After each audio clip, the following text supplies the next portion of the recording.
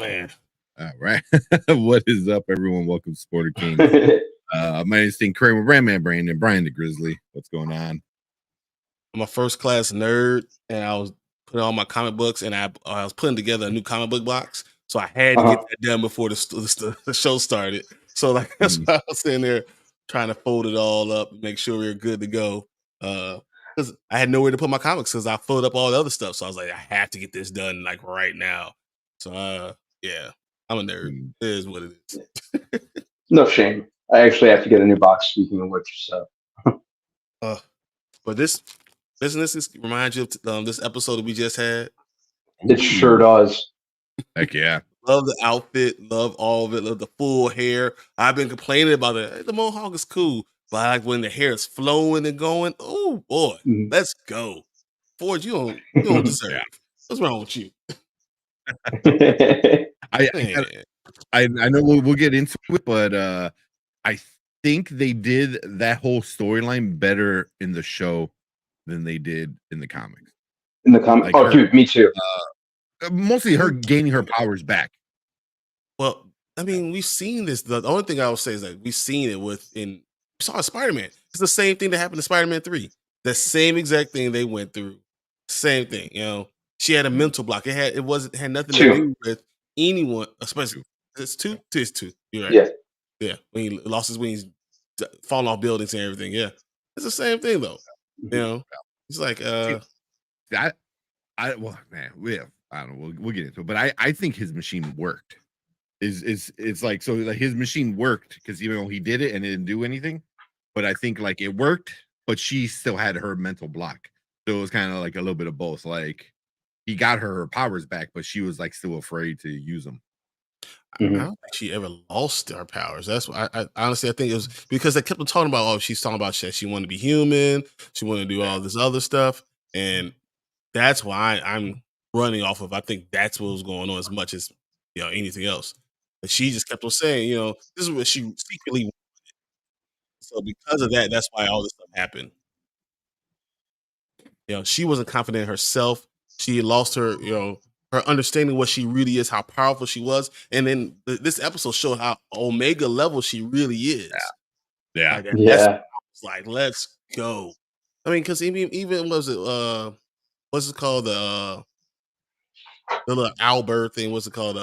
Adversary. Adversary. Adversary. Yes. Still voiced by the same actress that does Storm. So it was her inner self, right?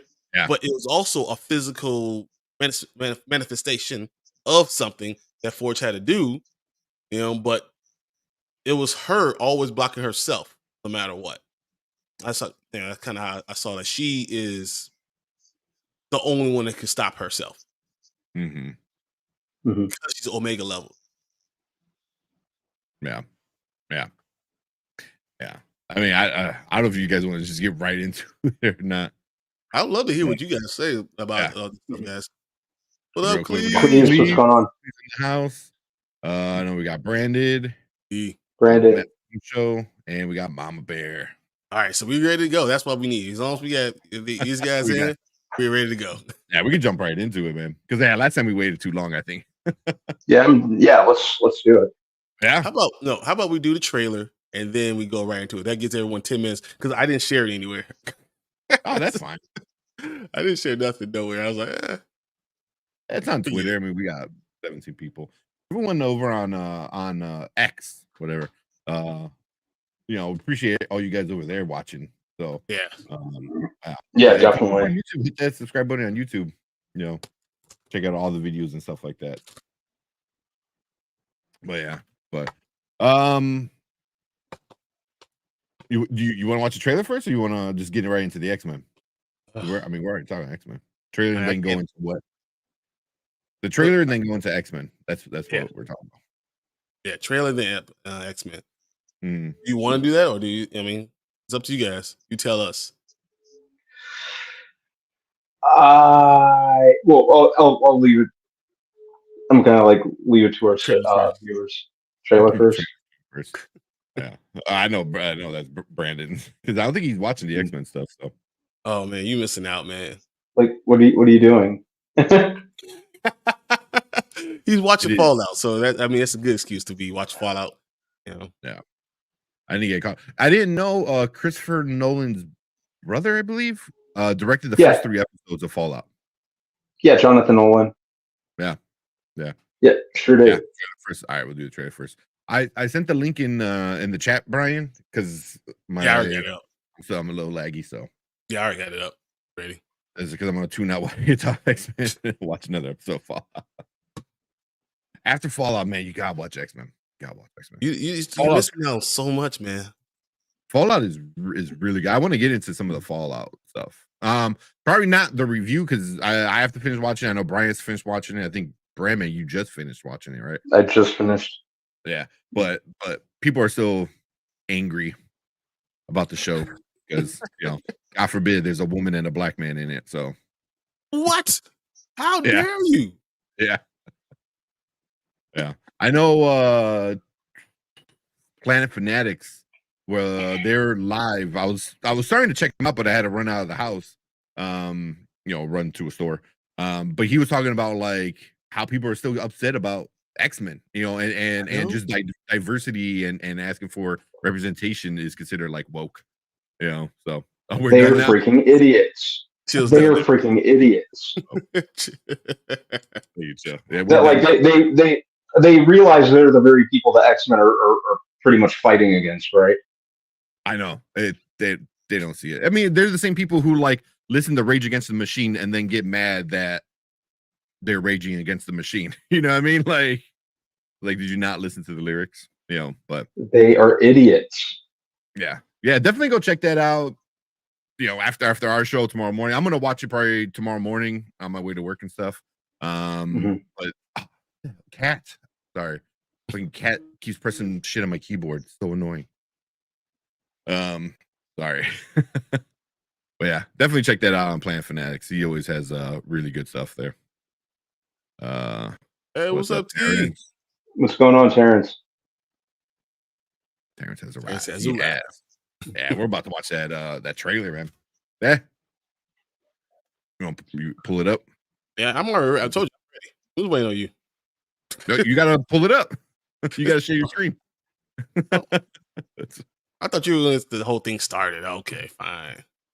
For you, I got it. Wait, what? Netflix canceled Witcher? No, they didn't. Did they? They didn't cancel Witcher. There's one more season after. Yeah, they can't cancel Witcher because they already finished filming it all. Mm-hmm. Yeah. They already finished filming. They have a trailer about to come out. Yeah, they're saying that's the final season. Yeah, it's the same things. Like I watch Evil, but Michael Coulter and stuff like that. I watch that, and it's the final season, but they ordered a couple more episodes, so it's over, but it's not really over because I didn't even start it. So, yeah. Well, so season 5. So we get two seasons of Hemsworth, season 4 and season 5. And then oh my god, really? 4 and 5? Which I didn't know that was 2 seasons going fit. But because Henry's only done season 1, 2, and 3. Mm-hmm. Yeah, I didn't know there was a 4 and 5.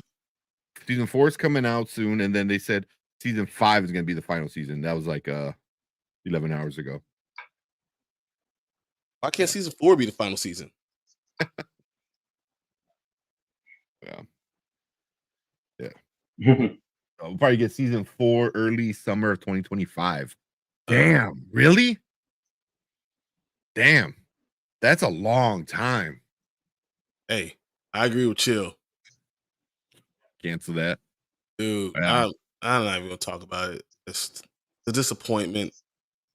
I'm disappointed in the voiceover actors. Okay, so I'm glad we talked about that stuff last time about first 2 episodes are so unbelievably disrespectful. It's not even okay. And then after that, they say it gets a little bit better. But I'm so turned off by the first 2 episodes that I don't even care. I don't care. Like you've done more harm, and you don't even understand what the point of Good Times. So like, whatever, man.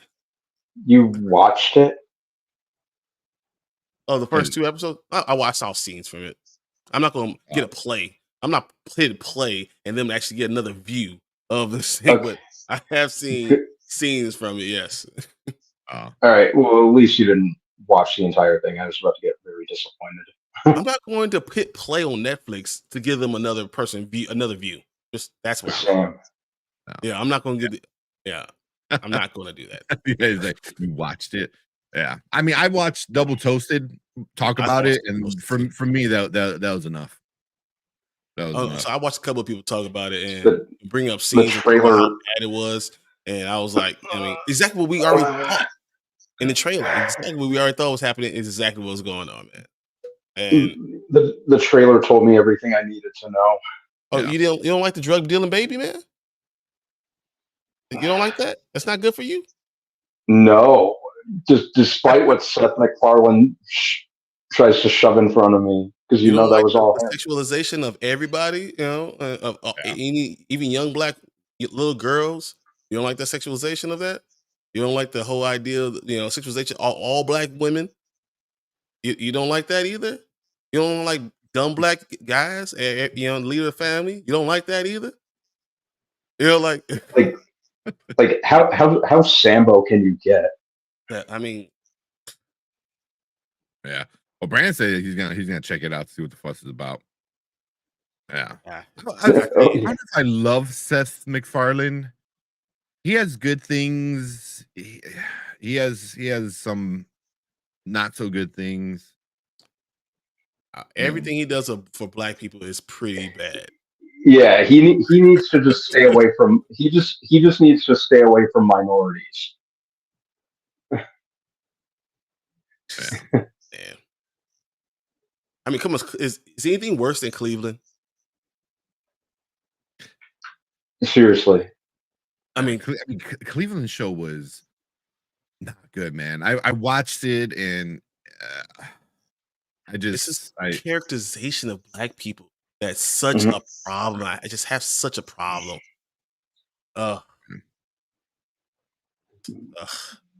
It's just saying, you know, it makes it hard to even talk because you're so frustrated and disappointed by what he's thinking and what you're putting out there. Yeah. All right. Yeah. And Mom said I found out that the writer of Good Times is a Latina. Yeah, and a Chicago native. Yep. I know she was from Chicago, but I don't know. I'd rather dip my face in acid than watch Good Time. Well, yeah. Matter of fact, I'm gonna check out the first episode after we do the trailer. There we go. Yeah, Seth MacFarlane and Latina making a show about black family. I'm seeing something wrong here. Yeah. I mean,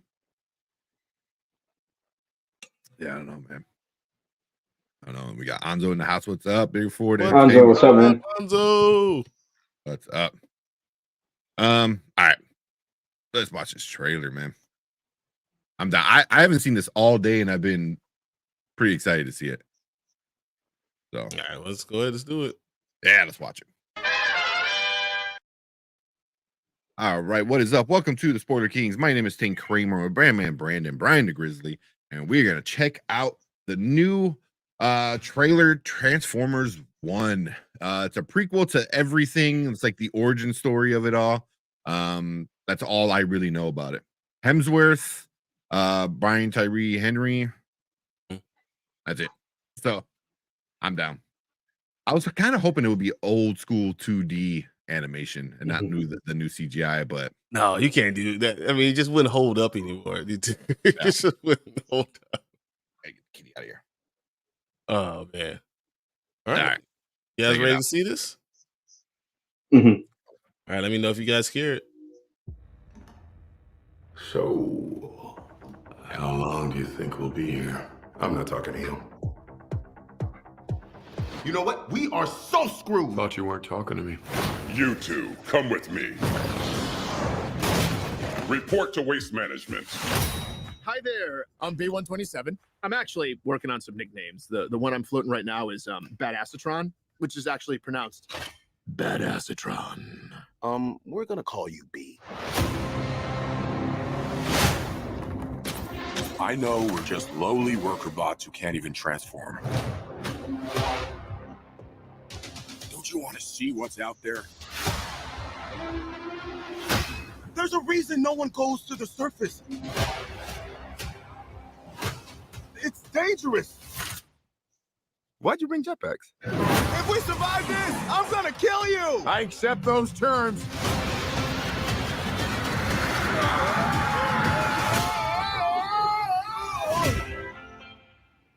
The surface.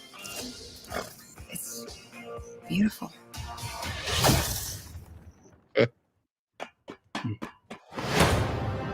You have proven yourself worthy. Take these and access your full potential.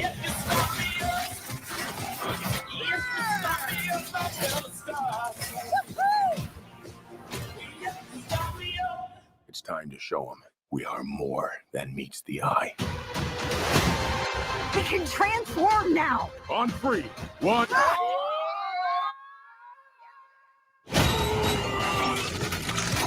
It's working! Where's my head? How do we use these things? Oh, look at wheels! I need wheels! Woo! Guys, that's not good. We've got these powers for a reason. Let's use them. We stand here together as one.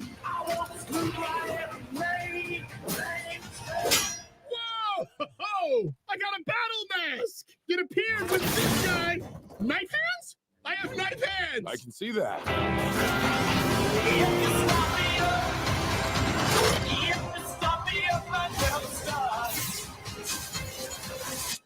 These are not the bad guys. Why did you cut the door? No, it was already like that. Right? Yes, that's right. Yes, It was. yes. Yeah, it was already like. Yeah, that's right.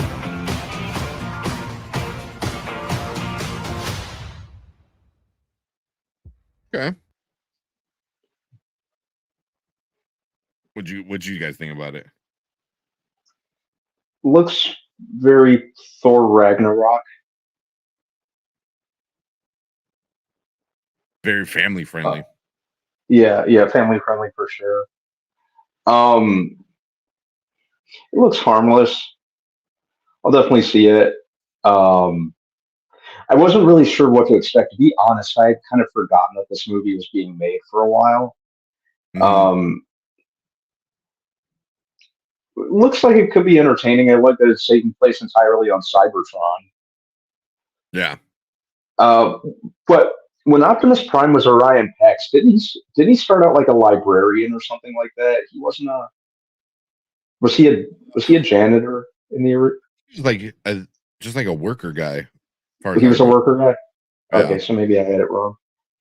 Like a normal kind of dude. Mm-hmm. Wow. It looks fine. Yeah. Wasn't anything that necessarily blew me away. So I think a lot of it was kind of stuff that we've seen in the past, but yeah, I'm gonna go check it out. Mm-hmm. Mm-hmm. All right, since you're the resident Transformers fan, I think you should go next. Yeah. It looked okay. I mean, it looks like it's more for kids, like kids, you know, and not really for like OG kind of people. And that's fine, you know.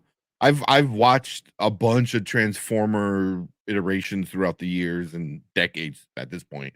And you know, yeah, it just this one looks a little bit more kid friendly, family friendly for the most part. I mean, I don't know how family friendly you can get with, you know, robots that fight and kill each other. But you know, like Brandon's a little Thor Ragnarok-y, so it's gonna be a lot of jokes, a lot of kidding around. Whenever Keegan-Michael Key's in something, 90% of the time it's gonna be like a goofy kind of thing. Just because that's usually when he does voice acting, at least. So it looks all right, you know, not offensive to like anybody, and you know, go take your 8-year-old kid, you know, if they're in the Transformers. You know, I can see another franchise coming out of this, like a good 3 movies, a shit ton of toys. I can already see the toys flying off the shelf. So, but it was all right. I didn't hate it. I'll probably go to the theater to see it, but yeah. How about you, Brian?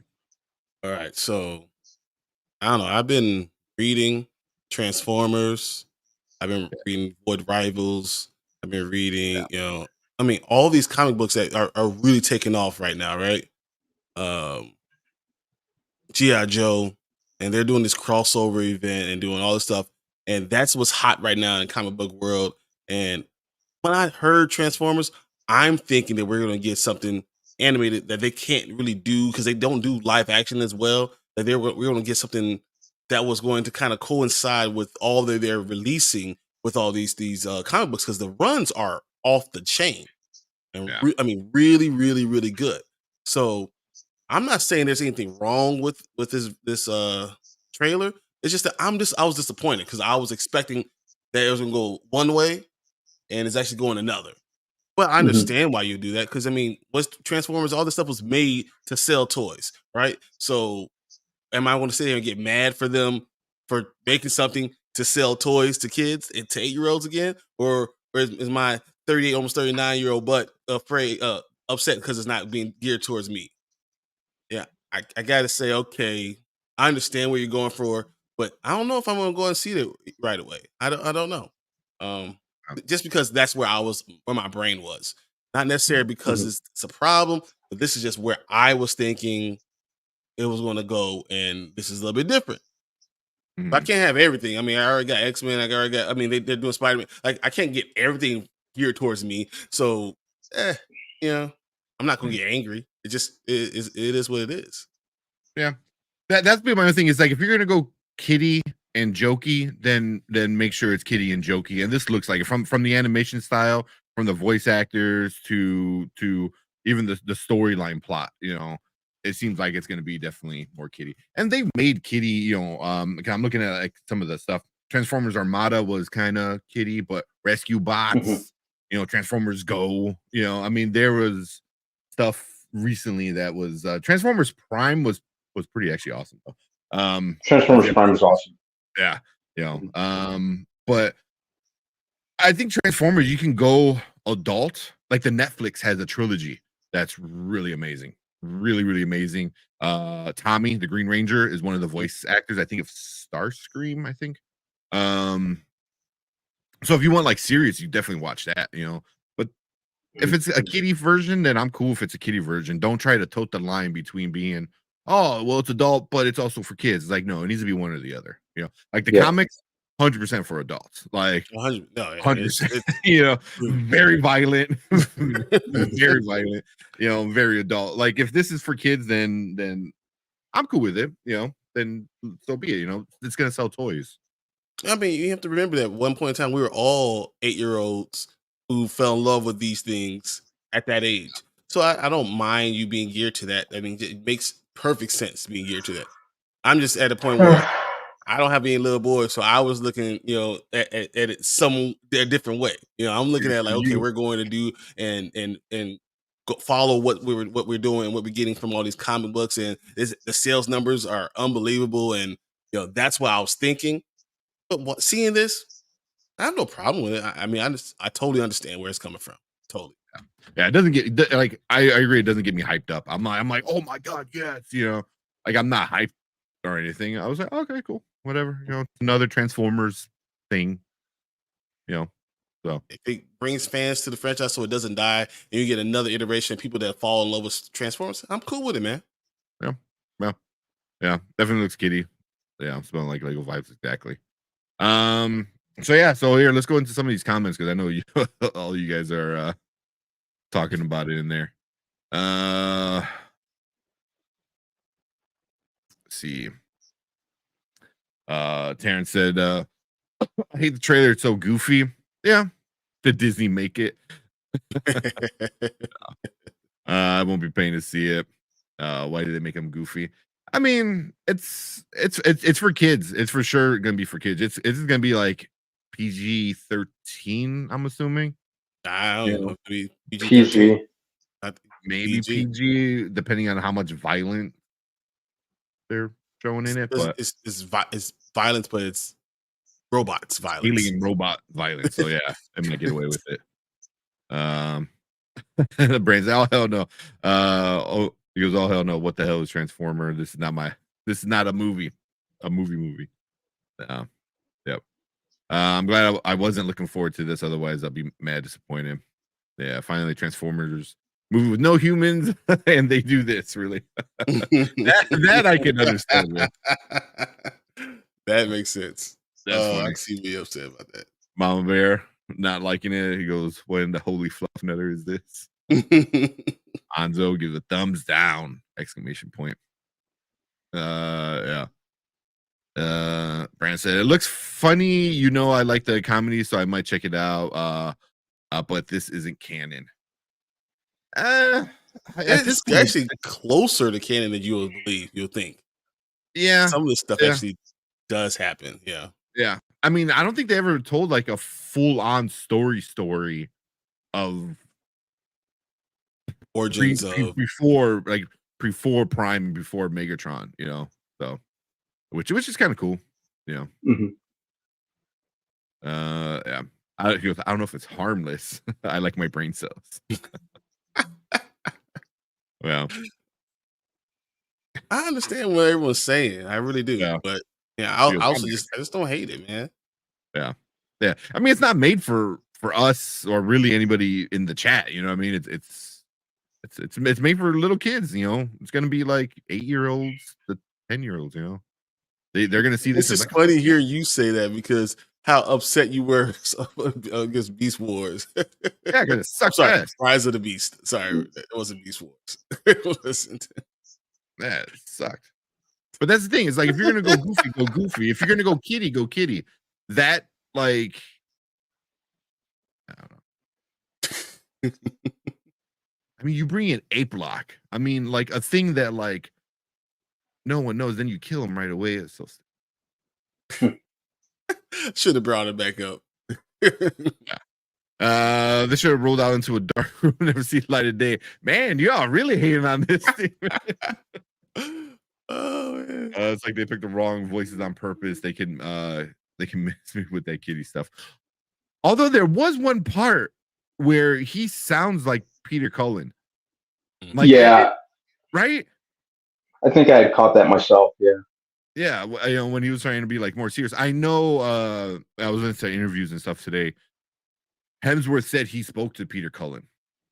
Mm-hmm. You know, he spoke to Peter Cullen and he, you know, had a lot of talks to about it, about like the voice of Prime.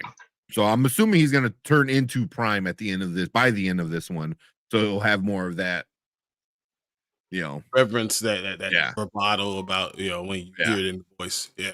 Yeah. And I think Brian Tyree Henry can do a cool old school Megatron voice later on. I think he might be able to pull that off. You know. See. There you go. Brand said, wait, Tank, I need you to explain this. What do you mean Prime was a worker bot? The Bay movies, which most of them suck. It makes it seem like Prime was born into royalty trans came out when I was a kid, so I really don't know his origin. So well, Michael Bay didn't know what he was doing, so just whatever Michael Bay shoveled in front of you, just forget it. Forget about that. Well, first of all, let's say Brandman hates Michael Bay, so let's just leave it at that so everyone knows. Second thing I will say is, I mean, you didn't know, and neither did Michael Bay, so it's okay. You're in the same boat as him. You didn't know either. You know, but even though all that Transformer stuff kind of was its own story, you know what I mean? Like what they did with making all of them, everybody, you know what I mean? Like I think they make Megatron and Optimus like brothers, I think, in the movie. Yeah, you know, even they did Galvatron. They did that super fucking weird. I thought that was super weird the way they did Galvatron in number 4, I think. 3.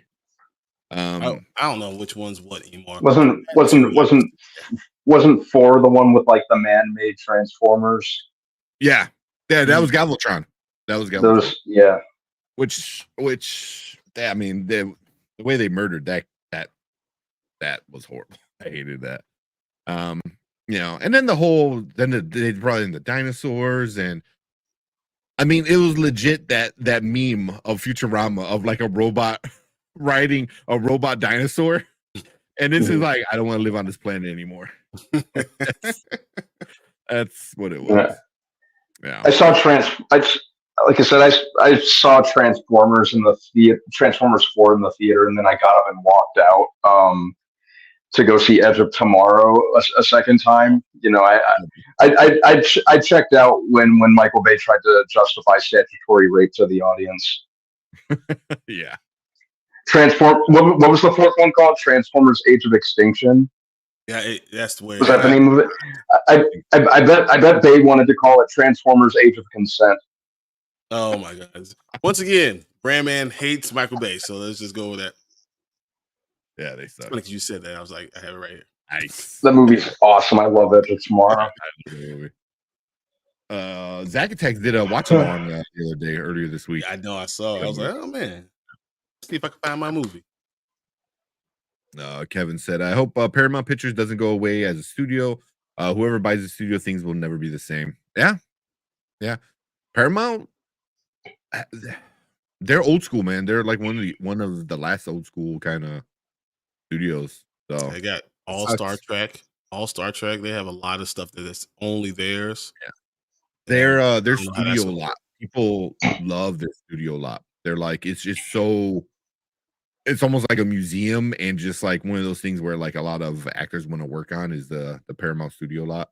So yeah, we'll see. Hopefully. Parents said Transformers: Rise of Disappointment. Rise of Disappointment. Yeah. It was kitty plus jokes equal toilet. Yeah. Chill said, if the kids will like it, I think it's the right choice. Yeah. Mm-hmm. Yeah, exactly. Because you know what? It'll be like baseball. Baseball, if you keep on making stuff for people that are getting older, eventually these storylines die out. So you need to go for a younger audience sometimes, Once again, I thought it was going to be something towards what they're doing in the comic books. I'm okay with it not being there. I'm not going to tell you I'm going to run out and see it, though. Yeah. Same. And also, it's like Transformers has always, since day one, has been like selling toys to kids. Yeah. You know what I mean? It wasn't even about making a good show. Like the original Gen 1 stuff was so disassociated from each episode. Like shit didn't matter. There's like toys, and oh yeah. So it was a toy commercial first and foremost. Yeah. I mean, all of that. Voltron. I mean, Voltron made no effing sense in the original stuff. It was just like, what? Yeah. Although the newer Netflix one was pretty awesome. I gotta give it that. We're like, G. So like Brian said, you have to hook a new generation of kids because we're kids once and we got hooked, so I get it. Exactly. Yeah, they touched on Prime's origin in G1. G1, yeah. Did they? Good. Yeah. Chill said it's made for kids and with knowledge. There's a built-in audio base, which is why Power Rangers lasted this long. Yep. Mm-hmm. Go on. Could you continue to do it again over and over again and keep on having kids that grow up and that will still love watching this stuff? Mm-hmm. That like I watched Power Rangers when it first came out. Chill saw it probably like 8 years later. But guess what? We both still love Power Rangers. That makes sense. Yeah. I'll show it to my kid tomorrow and see what she thinks. Oh yeah, I'll be kind of curious. Let us know. That's cool. Yeah. Oh, that's what he said. Rise of Disappointment. Mm-hmm. Michael Bay ruined Transformers. The best Transformers we got was the first 5 minutes of Bumblebee. That was awesome. The scene on Cybertron. Yeah, I liked Bumblebee. I even liked. I actually revisited it on Prime Video, no pun intended. But I didn't mind Rise of the Beasts. Yeah, I didn't either. He hated it, but I didn't mind it either. I'd put it behind Bumblebee. It's probably my favorite of the live action Transformers movies. But you know, it Rise of the Beast. What? Be careful. Tate might just cut you off. All of a sudden, he was gone. You know, it obviously wasn't without its downsides, but it wasn't as like flat out as insufferable and obnoxious as the Bay directed ones were. I mean, I know I say how much I hate it, but Bumblebee was the best. The original Transformers in 2007 is still like pretty good, and that might be because it was the first one before he was able to like just completely f everything up, and then I will Rise of the Beast. So even though I hate it, it's still the third best one, just because the other ones are just so garbage. Depends like on the how last much you like night, Shia LaBeouf. You They're know? like no, Marky Mark ones are way worse than the Shia LaBeouf ones. The Marky Yeah, but Mark if you hate Shia LaBeouf, you can't put him. You can put Rise of the Beast in front of that. You know? Yeah, and to this day, I still haven't bothered watching The Last Night because Age of Extinction was just very bad. yeah. Age of Extinction until Bumblebee. Age of Extinction was the last straw for me, and I even had to be convinced to go. Like I had to be like really convinced to go see Bumblebee. Yeah. To the point where the people I went with pretty much more or less had to drag me out.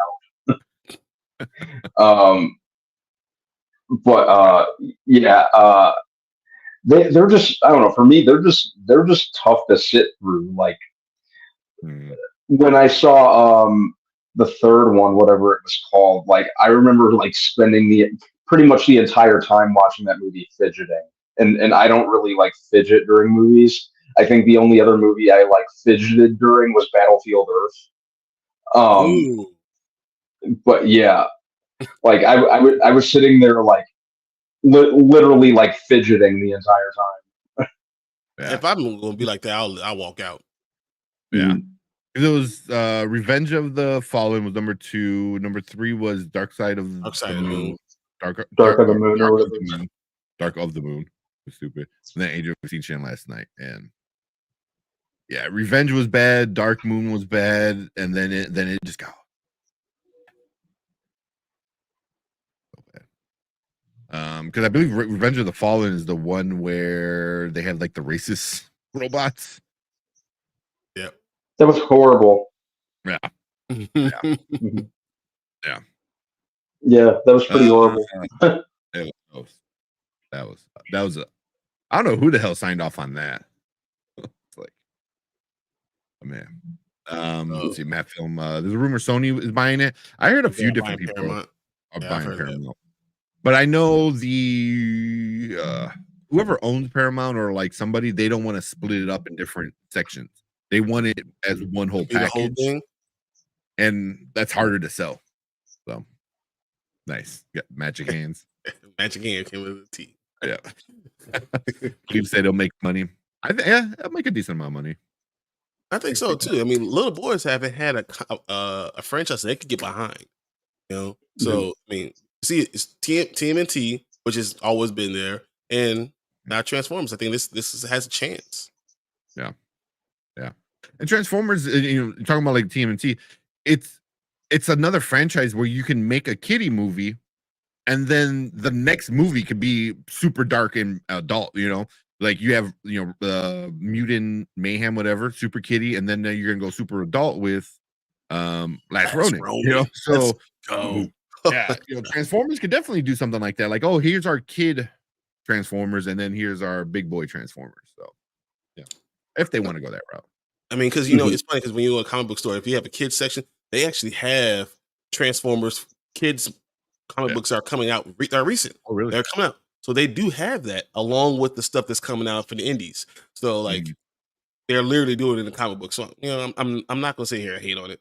I spent a lot of time there, so I know what they got. Yeah. They made Thundercats Roar for kids. Yeah, that was. And it lasted all of what, like 4, maybe 5 episodes before they pulled the plug, right? Yeah. You can't pull out a 40-year-old show and expect to like, oh hey kids, remember this that your grandparents liked? It was like, no. Oh, what you should have done Thundercats is made it towards adults. had a hard movie, and then we'll go for the kids because now the adults are hooked and they saw their dad looking at it, and now you go ahead and go for the kids now. I think the best way to do stuff if you want to bring it back is the Teen Titans route. The original Teen Titans came out, amazing show, and it was more for like teenagers ish, so like around that 13 to 15 years, and then it had its run, super awesome, and then they're like, all right, we're gonna reboot it for the kids now. So now it already had its fan base, and then you make it now for the the younger new ones, kids, and now you can do whatever the heck you want to do. Yeah, I agree. Yeah, because if you make it too old, then the younger kids won't like it because they're like, oh, well, my parents don't like it, so therefore it's or my parents like it, so therefore it's not cool, kind of thing. You know what I mean? But if you're like, oh, if my older brother likes it, now it's cool. But if dad likes it, it's not cool. So you gotta have that kind of. It depends on what you want. Do you want money? Because if you want to make money, for young boys don't make you money. Like grown men who want to relive their childhood makes you the money. So that's why I said, if you are looking to do that, you go for that first, and then you can go back and get your teenagers, whatever you want to focus on. Because you don't have to get the 8-year-olds. Then you could go with the teenagers, and they'll grow into it. Because you can have multiple seasons or something like that too. Yeah. But I love that I did 12. I think 12 is a great age to focus on. Yeah, that's the one you go. Even though I remember I hated Mutant Mayhem, so yeah, whatever. Well, I mean, when you do that, it always lasts 3 to 5 seasons, and then they end it because now those 12-year-olds are, almost 18, and now you got to end it and restart it to get the new 12-year-olds. So or you go adult again because those 18-year-olds are now adults. I mean, those 12-year-olds are now adults now. So, let's see. We got Katie from Popping the Popcorn. What's up, Katie? What's going on, Katie?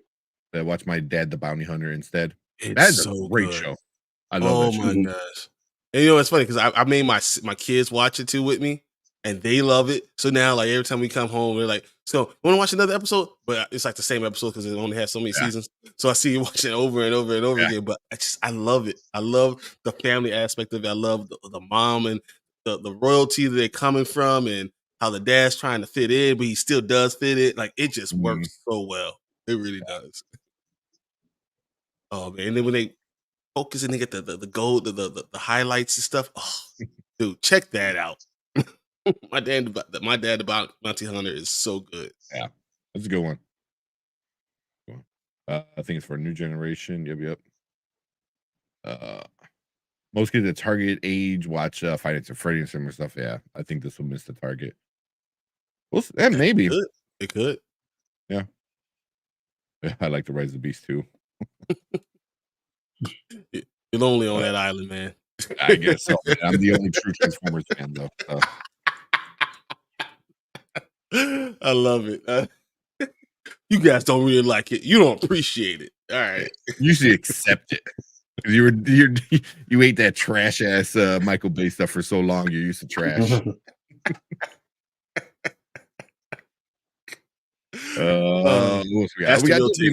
That's the real take.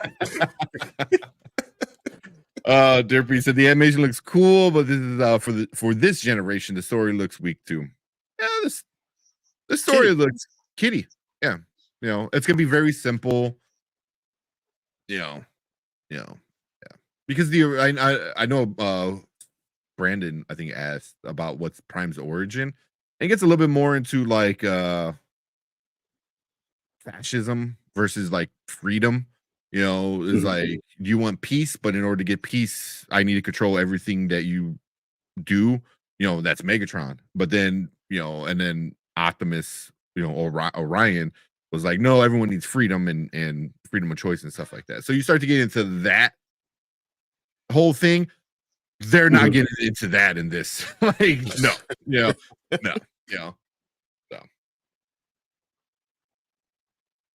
Back in the Optimus Prime hit my car in a head-on collision, so I'm siding with Megatron all day. Like, honestly, now I know something got to be wrong with you because anyone who sides with Megatron literally is like a super fascist. Like it's exactly what it is. Yeah. Yeah. I said Michael Bay Transformers has good fight scenes, but the movies are trash. All of them. Yeah. But that's what Michael Bay does. Big explosion, it looks cool graphics, and then just trash dialogue. You know, like plot. What plot? Plot. Well, I'll tell you about that 4-letter word. Anytime somebody says plot, is just another explosion in the background. We just blew up Chicago. There's a line in Revenge of the Fallen where when they're all in the desert, if I remember correctly, and like they're all talking to Jetfire, and John Turturro says something like what's he say? He's like beginning, middle, end, facts, details, plot, condense, tell it. I'm pretty sure that was him just breaking the fourth wall and talking to Michael Bay correctly. That's funny. Which movie was that in? I think it was the second one. I think it was Revenge of the Fallen. I'm pretty sure it was Revenge of the Fallen. That's funny. Dude, I cannot believe we've been talking for 20 minutes on this trailer. I know. Tony, what's up, Tony? Tony. Hey, I'm telling you, man, I got my appointment Wednesday next week. I'm coming back with some crazy stuff. You'll be like, hey, is that Brian? Or is that Bishop? Just wait. Just wait. I'm coming on Thursday with an M cut in my forehead. Yeah.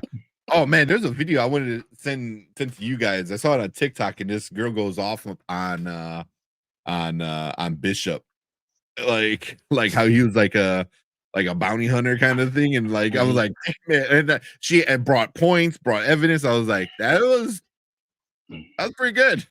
She's probably right, but you don't know what the future. You don't know what the future holds. Come on, man. Yeah. So, all right. Let's see what we got. You always talking about the good time stuff. 10 minutes into this good times, every joke so far is massively cliche. Brian, you said I need to make it up. No. I'm not saying. I'm saying the first two are so bad, so you know that you're probably not gonna get to the third one when it finally tries to stand on its own two legs. You know, stand on 2 feet. The first two, like it's going to not just be cliche. It's going to say every negative thing you could think about Black people. And every racist comment you could think of is all going to be in those first 2 episodes. And it's going to ruin good times. Like literally, it's going to make, if you like good times, you're going to like be throwing up. I mean, also it doesn't make any sense because this is what, like 30 years in the future, and they're still in the same exact apartment. Yeah. Think about it. So Jacob was becoming a famous artist.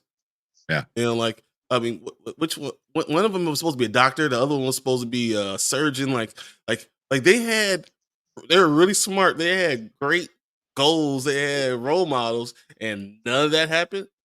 And they first episode they take a shower with a roach. Let's go, bro. Come on. Yeah, didn't the original series end like with them kind of implying generational wealth? That they're definitely getting out. They're getting out, yeah. They're getting out. That's what it was. It's like they're going to start having stuff of their own. Yeah. Yeah. After watching or listening to Double Toast talk about it, when he said like this sounded like a show that was going to be its own thing, and then somebody is like, you know what? Let's slap this on there, and there's like just slap its own thing. I think the own thing is also bad. Oh yeah.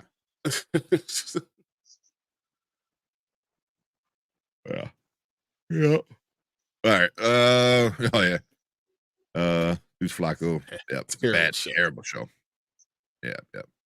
All right. Let's finish this one up, and then we'll move on to X-Men talk. So cool. Yeah, appreciate everyone coming and checking us out, talking about Transformers 1. Everyone in the chat, thank you guys so much. If you're watching on the replay and want to come join us for any of our reactions and reviews, make sure you hit that subscribe button, hit that like button on this video, helps us out a ton. And if you want to come and join and be part of the spoiler crew, you can hit that little join button down there. Super appreciate that. If anybody comes and hangs out with us, you get videos special for you guys. Bunch of stuff in live chat, some emotes and all that good stuff. But yeah, thank you guys. Leave a comment down below. Let us know what you think about Transformers 1. But if you're watching live, stick around because we're gonna move on to our next topic for the night.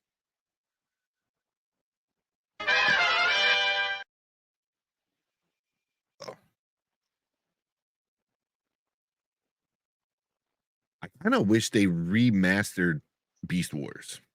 Like That'd be cool. That would be awesome. But I think they were having problems on. Peace T. Is that here? Yeah. Yeah, NC. Thank you.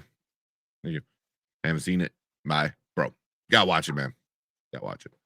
I feel like we should have like a Netflix giveaway for people. That's for everyone who's part of the channel. We need to give you a Netflix card so you can get your own Netflix to watch this.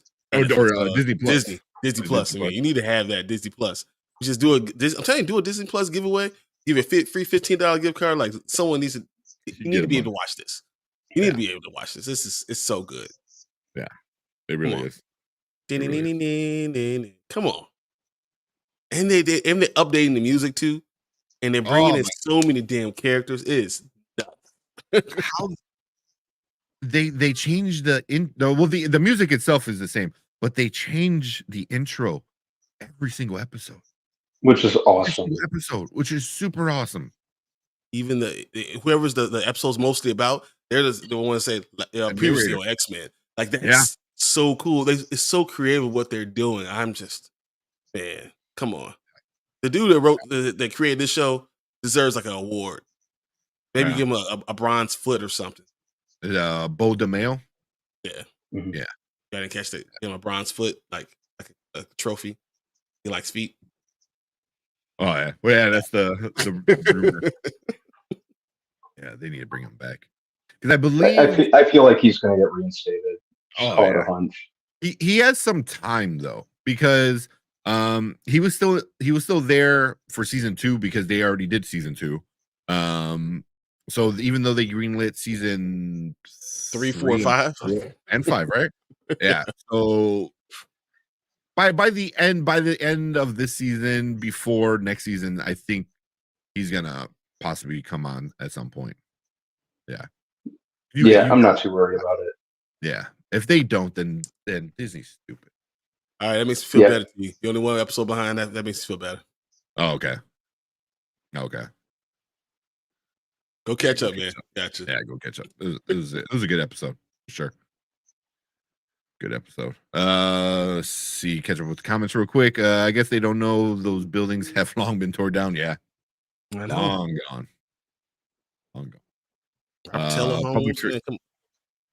Yeah.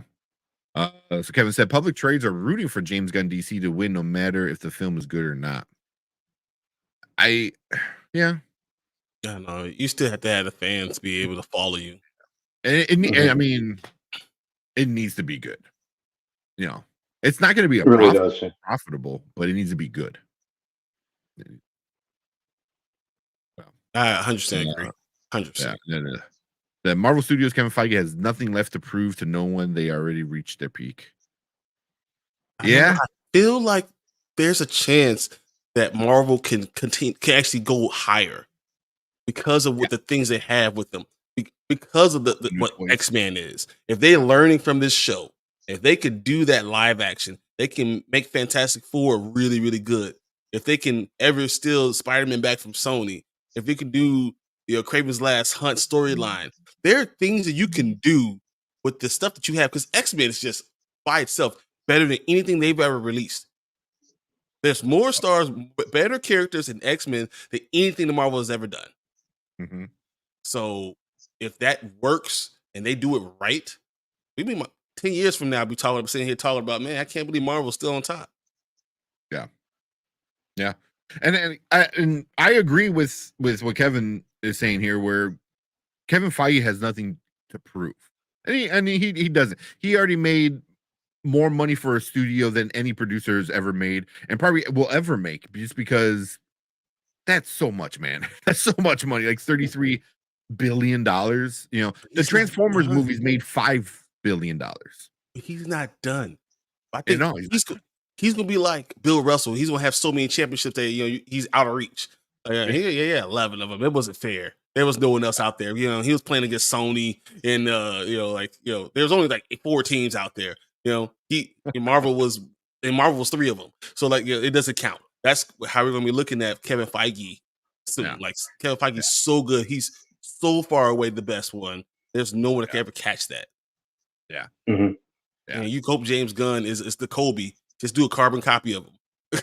It's just like that'd be interesting. But I think Kevin Feige has something to prove to possibly himself, if not the investors in Disney, the Disney stockholders. Because like now we spent all this money and getting all the new toys, like Brian said. So now you got to prove like, okay, now you have bigger, better toys. What can you do now? Especially after all the Chapek crap that went on, and and him kind of losing his power a little bit. Now he's getting back to power. I'm kind of curious to see what he's able to do, with everything. So James Gunn's the Wembanyama. All right, I see. He's a new freak, something we have never seen. Okay. Yeah. All right. Well, hopefully we get that DC versus Marvel. DC got to step up a whole lot, man. I don't know, but they can. They got a while. X-Men, I feel like it's the one thing that's an ace in the hole. Like it's because it's bigger than what anything Marvel's done. Yeah. So even if they catch up, then they're like, oh, trump card, X-Men. Yeah. I mean, and that's why like you got to bring the mail back. Like you got to bring the mail back. And like I said, I think last week I was like, if everything he did was legal and everything he did was with consenting adults, then I don't give a shit. Like I don't care. You know what I mean? Like so let the man come back, write awesome, cartoons. Give him a movie. Give him a movie to write. You see how that comes out. I mean, if he can write a good movie, I mean, how do you not give this guy like the keys to like a bunch of different franchises? Especially like X-Men. Like, here you go. Here's X-Men. Do what you want. For the most part. Yeah. Exactly. We don't know what the problem was. Yeah.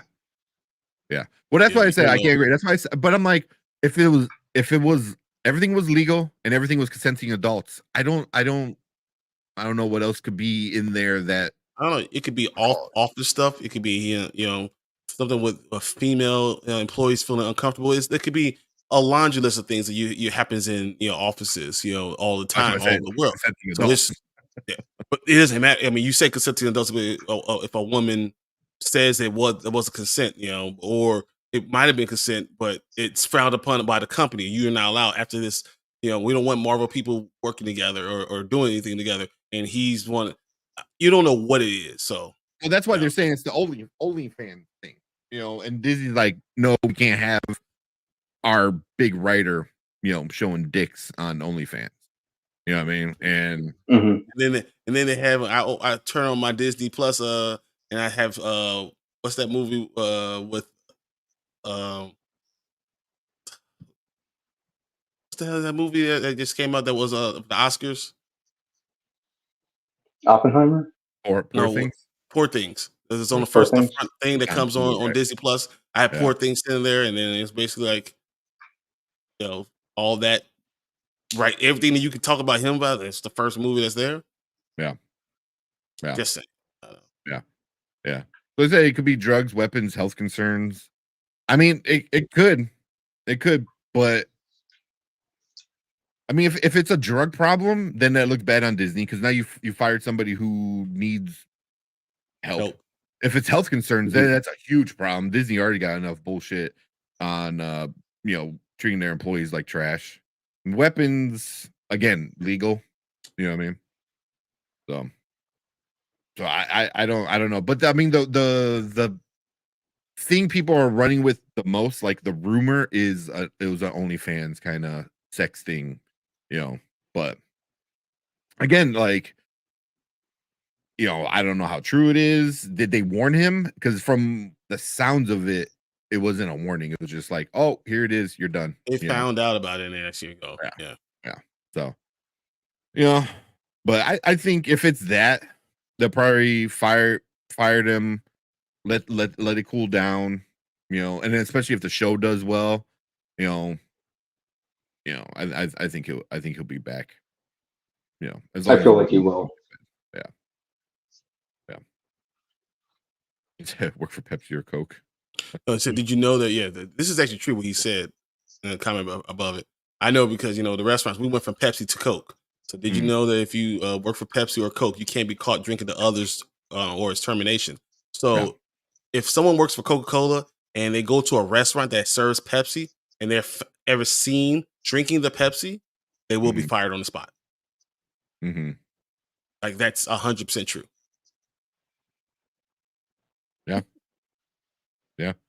I mean, stuff like that. I mean, you get a lot of that with a lot of spokespeople with they're promoting like Samsung, they're promoting Apple, and then they're caught using the other brand. You know what I mean? It's like, wait, you're just selling me on Apple and you have Android, So yeah. So stuff like that I know happens all often. the time. Yeah. That explains his topless picture. Yeah, he's got like a topless picture on Twitter. So, yeah. I mean, but so is Brandon. So I mean, we don't hate on him. starting the OnlyFans. But yeah. Y'all gonna talk about it? Your OnlyFans, Brandon? Come on, man. Give a shout out. Cleve said I would give him Eternals and X-Men. You give him the things that you know the least about, and X-Men and Eternals now, but Inhumans, I got it. I got Inhumans. Makes sense.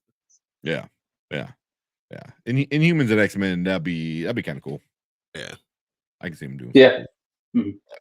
I mean, just X-Men alone, because you're able to do the group as the X-Men, then you're able to do like the bad guys, then you're able to do individuals. Like just X-Men alone is a broad enough group where you can make a dozen movies. You go X-Men, you go new X-Men, you could go X-Force, you could go, you go the Uncanny's timeline, the regular X-Men timeline. You can go so much stuff. There's so much X-Men stuff out there. Yeah. The Brian, don't tease me. I we were talking about this Brandon down in the comments.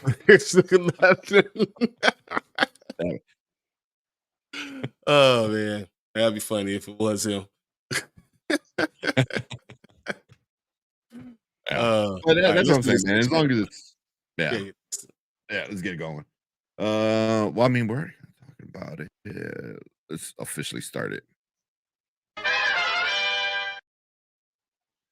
All right, welcome to the Spoiler Kings. My name is Tank Kramer with Brandman Brandon, Brian the Grizzly, and we are going to discuss X-Men. What episode is it? Episode 5? 6, right? Yeah. Ooh, this is Life Death Part 2. Yeah. Yeah. So right from the beginning, we get the intro narrated by Storm. Pretty much most of the episode, or all the episode, is half Storm and half Professor X, which is super awesome. You're supposed to wait for the end. I would have told nobody. Like, they have somebody else. You don't know who it is. Yeah. Well, I mean, if you already watched it, you already kind of know. But pretty much they're kind of going through their same dilemma with different details, but kind of having the same issue and kind of come to the same realization at the same time, which is kind of cool. But real quick, it mirrored it very much. So yeah, they're like mere stories. But before we get into like all that stuff, I wanted to ask you guys: does this episode take place during the last episode? Yes, that's exactly right? Okay, yeah, okay. Because then once you have that in your head, I think then watching it the second time for me was like, oh, this is going on when that's going on. So that's why Xavier sees this. That's why Storm does this. And I'm like, oh, okay. It kind of it's all happening at the same time. Which it makes a little bit more sense. But cool. What do you guys think about it? How'd you like it? What about Brandman? I feel like this show just outdoes itself with each episode. It just wows me with each episode. I liked that. I didn't expect Professor X to get an episode where, like 50% of it, kind of focused on him and what he's been up to. I myself was thinking he potentially wouldn't even show up until like the tail end of this season. So I like that they went in detail as to what he's been up to. In the Shi'ar Empire, I thought that was really cool. He got his super cool moment where he went where he infiltrated everyone's mind on the astral plane, which was super dope. He went all he went all Dangerous Minds on them. That's what I thought you were gonna say. His big moment was him walking out there. That too. In the stuff, not the exoskeleton, because I think that we're gonna get that on Earth, but in his armor. So I thought that was pretty cool. Yeah. And then Storm's character arc, which was awesome. So many people were complaining, like, "Oh, Storm! They took Storm's powers. Oh, they did that on the first episode." People really need to learn to wait things out. That, bro. Fuck that. No. Oh yes. No. Yeah. Because you yes. I need more Storm.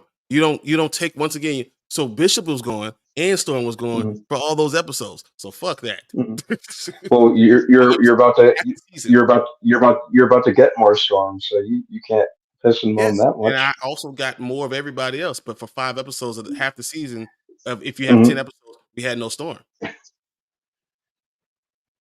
It's an ensemble. We were, I was waiting out her character arc. It was cool to see. Now she's going to come back more powerful than ever.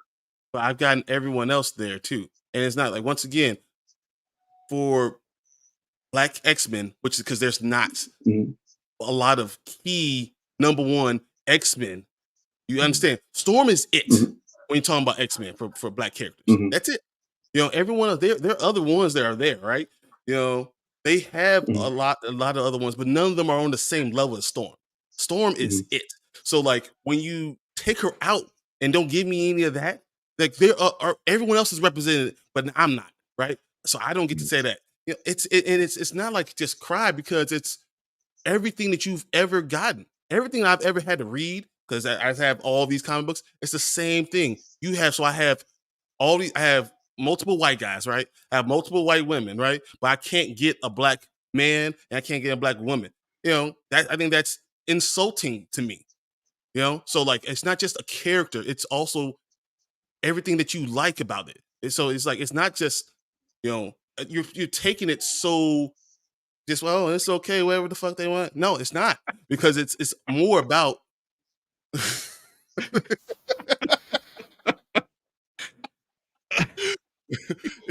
Chill, man. It's more about the representation and having that character. There is no one else. There's not like, oh, it's okay, we have another character over there. There's no one there. I got 2 fucking Jean Greys that was in most of the damn episodes that were here, all the episodes, right? Like, you can't get one other Black character. I have Bishop, he's gone after episode, he's out, and then I have nothing else. So, especially because what X-Men does, what it's supposed to represent, and how it's talk about civil rights and all this stuff, yet somehow I don't get Black characters that get swept to the side. Oh, we'll fix it up later. No, because it's going to happen at the end of the day. She's going to be in 4 episodes, and everyone else is going to be in 6 and 7, and she's the only one. There's only one representation of it. There's only one. And then when I get screen time, we'll talk about screen time eventually. We're going to end up looking at it and say, oh well, she was in it for an hour and a half, and everyone else is in for 3 hours. I don't know if that matters. First it was about Storm, and then it was about Black folks. So which is it? Newsflash, she's Black. So which is it? So am I. Newsflash, she's Black, and so am I. So yes, which is it? I will also want, yes. So it's all encompassing. There's no which one is it. It's both. Like that's not a type of thing that you could say which one. It is about both of all there. It's all about representation about this stuff, especially with my X-Men. Especially when you only have one that's in the top 7 or 8 of all the X-Men. But this started out a gripe about Storm herself. So which is it? The character, but it's not just Storm. Is all encompassing. What is Storm? You're forgetting who she is and what she represents and why she's been there. So it's not just about Storm. Nothing is just about the character. It's all encompassing about it. But you So said like, it was at first. I've never said about it. Yeah, I don't Only. know. I've never. That's what you said at Oh, first. I've never said that. You did. In anything you've ever I seen don't me know. talk about, But I've never said that. I would say everyone's getting a decent amount of screen time. Like the most, How I say powerful they are. Magneto's probably getting the most screen time. You know, out of Rogue has everyone. got a lot. You know, Rogue got one episode. You know, and then she had a little parts here and there. You know, but she had like really one episode with Gambit last week. You know, that was like their episode. then her with, You know. with Magneto. Yeah, And you know, but it was definitely a Rogue centered, you know, episode. it's Gambit, but yeah. Yeah, I mean, yeah, you know, especially at the end. You know, Cyclops and Jean Grey got their 2 episodes. And then they came. You know, Then the other Madeline then- Pryor comes back and she does that. And then we had the interview with Cyclops, and but still always showing his but power. that's not a whole episode. That's like, I mean, that was like 30 seconds with Cyclops. You know, Madeline Pryor came back for another 10 seconds. You know, where they're like, "Oh, hey, you're here now, cool," and then then you never saw her again. You know, So not with Cable, and that whole point of the importance of the thing and the power and all this stuff. So I mean, another like and guess what? Every single one of them are white.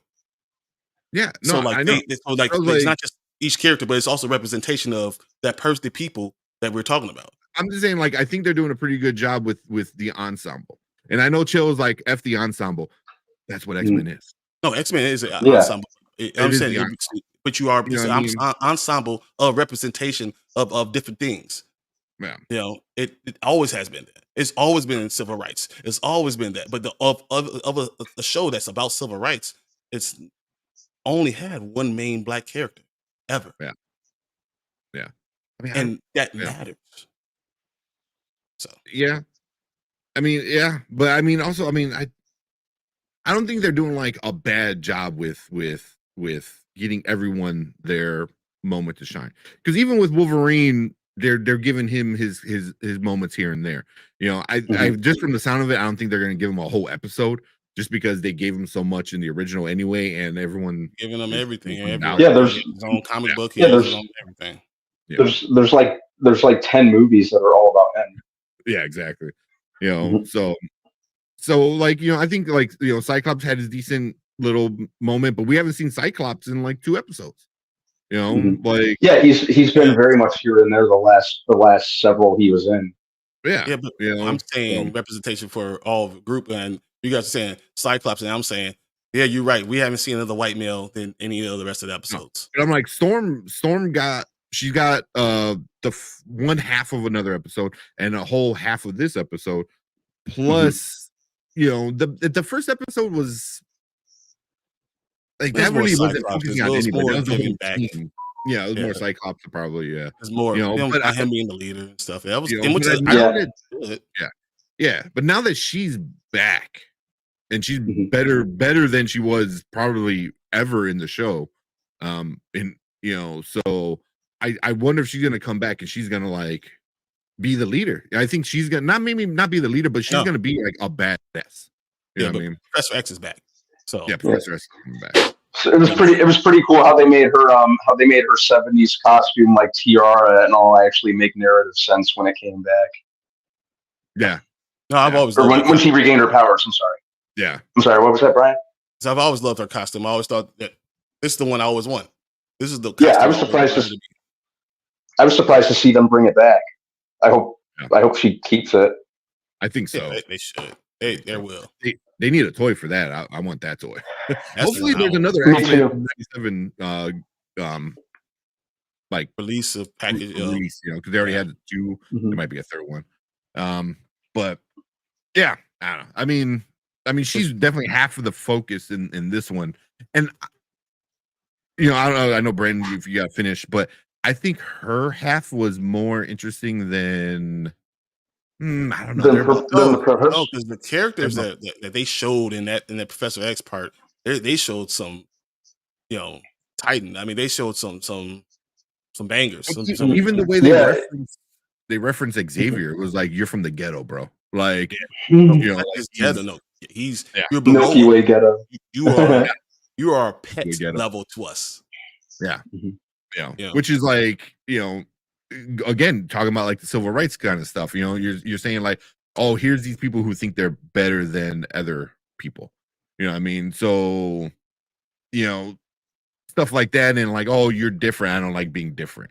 But now you have like, oh, you're from the Milky Way ghetto, which I cracked up when that was, because I'm like, that's fucking hilarious that like Mhm.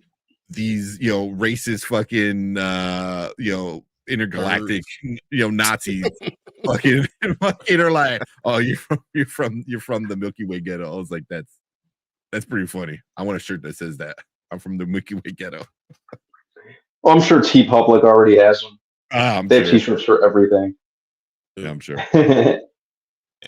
So anything else, Brandon? I know we. But to cut all that out.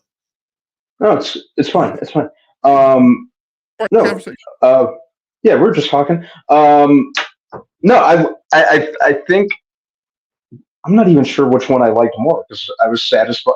The Storm story arc was satisfying. If I had to sum it up in a word, it was satisfying the way that she regained her powers.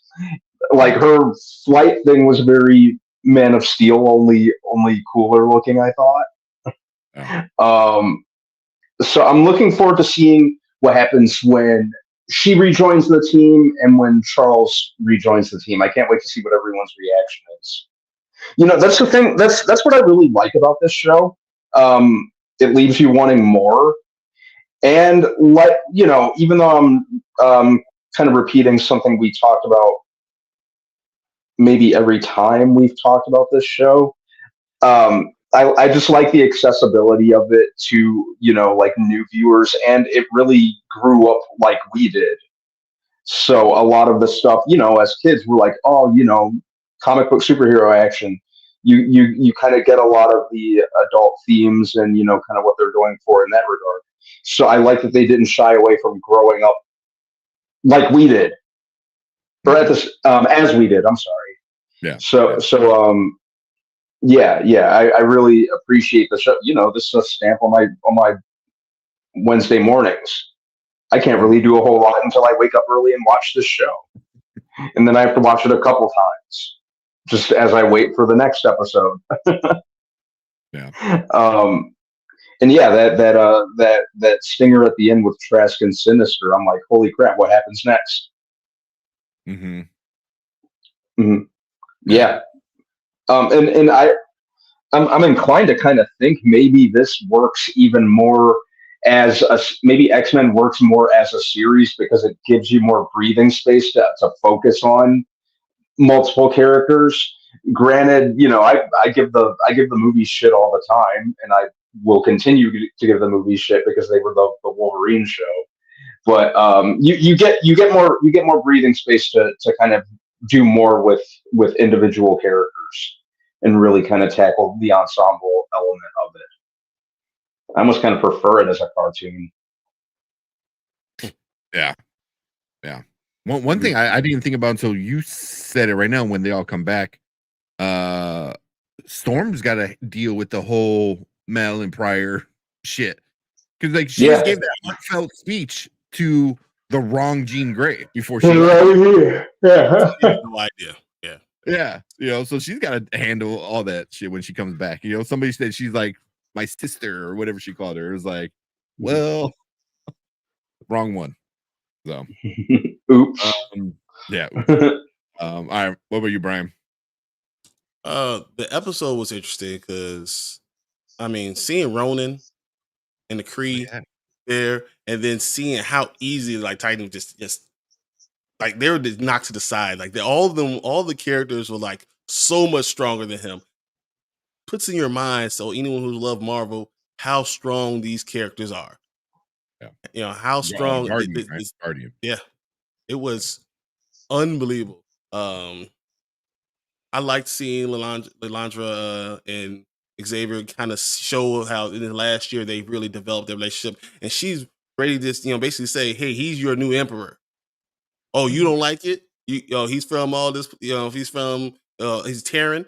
But guess what? Too bad. He's your new emperor, and you'll like it. I like that Professor X gave himself a chance to be happy, which is something because he's always focused on everybody else. And even when he was talking about the rest of the X-Men like his children, but his children have grown up, and he's allowing himself to be happy, right? And that's kind of the thought process I got with the entire show. I mean, this entire show, and then him dealing with his own stuff, and him forgetting how powerful he really is. Mm-hmm. Like that was cool. He was like, "Wait a minute, why am I talking to y'all like this? I'm gonna do what I want." And he takes off his helmet. I got this, and everyone's in school again. I thought that was really cool. Even with that, real quick, I thought that was like super cool because he's like, "Oh, I'm not using my greatest power," and he uses his telepathy, but his greatest power wasn't his mutant ability; it was being a teacher. You know what I mean? Because he goes back to a classroom and puts them all in seats, and it was like, so like for him, his greatest ability was able to teach people and have them understand and learn. That's what I took from it. Was like, because Lilandra is just a powerful telepath. She's not as powerful. He is still. No, he's still more. They even say it in the show, but she's not a pushover. She's his equal. On the opposite. But I think that his still most powerful thing is the fact that he could pull all these telepaths and put them in school too. Like, he's a great teacher and all that stuff. No, his most powerful. He was like all these powerful beings and they all talking stuff. Watch this. Sit your ass down. You gonna listen to me now. And then when they got up and they started to talk again, he threw an apple at their face and said, "Shut up, sit down. You're gonna get this." I like that. I like that. I thought that was really, really cool that he went about that and seeing what he's been doing for the last year, because they explained it's been a whole year since the end of the episode. That was really cool. Now the whole thing with Storm, I did like the arc, but I never enjoyed Forge and her relationship. So like I'm already kind of just negative just in itself. So is it really a good relationship? Is it really a good storyline? I just don't like that storyline. So like, her being in there, I feel like she seemed, once again, you talk about, yes, we gave her time, but it's been weak, showing her as weak-minded, tired, all that stuff. And that was kind of lame, especially because of Forge. Forge is the reason why that she's dealing with this shit. So like it just it kind of like fall in love with your captor. It was just weak for me. So I didn't hate it or not hate it. I mean, I think they do it well. I just don't care for it. But when she transforms into herself and she finally gets her confidence back and she becomes this goddess and remembers who she is, she's like, "Hey, y'all could be all thunder, but I'm lightning." What that said to me was like, y'all could be talking all this talk you want to be talking, but I'm the one who's going to show you I'm about, because thunder is just a sound, lightning is the actualization of that thunder. So I thought that was really smart and cool to even see that she said that. It just was a lot of very cool moments in it, and I can not enjoy a certain storyline, but enjoy what they're doing in this damn series, because it's just great. I think this is my second favorite episode. Yeah, I mean, I think 5 is still better. 5, yeah. Remember Me is still better, but this is good. Yeah. This one was, I agree. It's my second favorite one. I even Danny with Road to Wisdom. Episode 6 wasn't bad, but episode 5 is still the best this season. And I agreed. Episode 5 was awesome.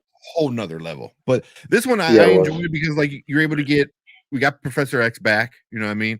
And we got Storm back, and I think we got Storm back better, you know what I mean? Like like she's just so badass. And any of that, like, because it wasn't like full for me, it wasn't like fully like self-doubt, but it was more like she's like, maybe the world's better off without mutants. And then she was like, maybe the world's better off without me having my ability. And so it wasn't like you know, and you get back to a lot of stuff like, oh, maybe the world, you know, this and that, and so it was like, not that she didn't want her powers, she's like, should I even have them, you know? And then she had like that whole arc, and then obviously she's like realized like she's a badass, and like and she deserves it, you know what I mean? Like she knows she deserves it, and she's awesome, and she could do good things with her power, you know. And the first thing she had to do was overcome her fear, you know. And that whole storyline was super cool, because her whole story, her real backstory of being, you know, claustrophobic and having fear with the Shadow King and all that stuff. So like her kind of triumphant thing. I might can't say Triumphant return. yeah, coming back to, you know, to with that. So and I thought when they did her big return visually, that was super cool. I thought is it me, or does the animation change in some parts? Because like when she's flying and like this giant thing, like you can see it in space, like that's how bad she is, you know, like in space. And I, you know, going with the horses, I thought that was super cool, because she felt free with riding the horse, but now she's next to the horse and faster. You know, I thought that was like super cool, symbolic, and everything, you know. And her having the big hair back, you know, is I really enjoy that, you know. And the suit was awesome. The suit's so cool. Yeah, you know, that's like the cool Storm, you know. But yeah, she was just like super like badass, you know.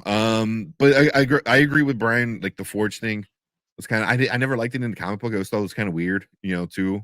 That's why I think she did it better in this. Like her getting her powers back in the comic book, it gets weird where she like I think she gets like Thor's hammer for a bit, or some stupid like she that. She has her own type of hammer. Yeah, you know, and it was weird. At least this is like, it's more her,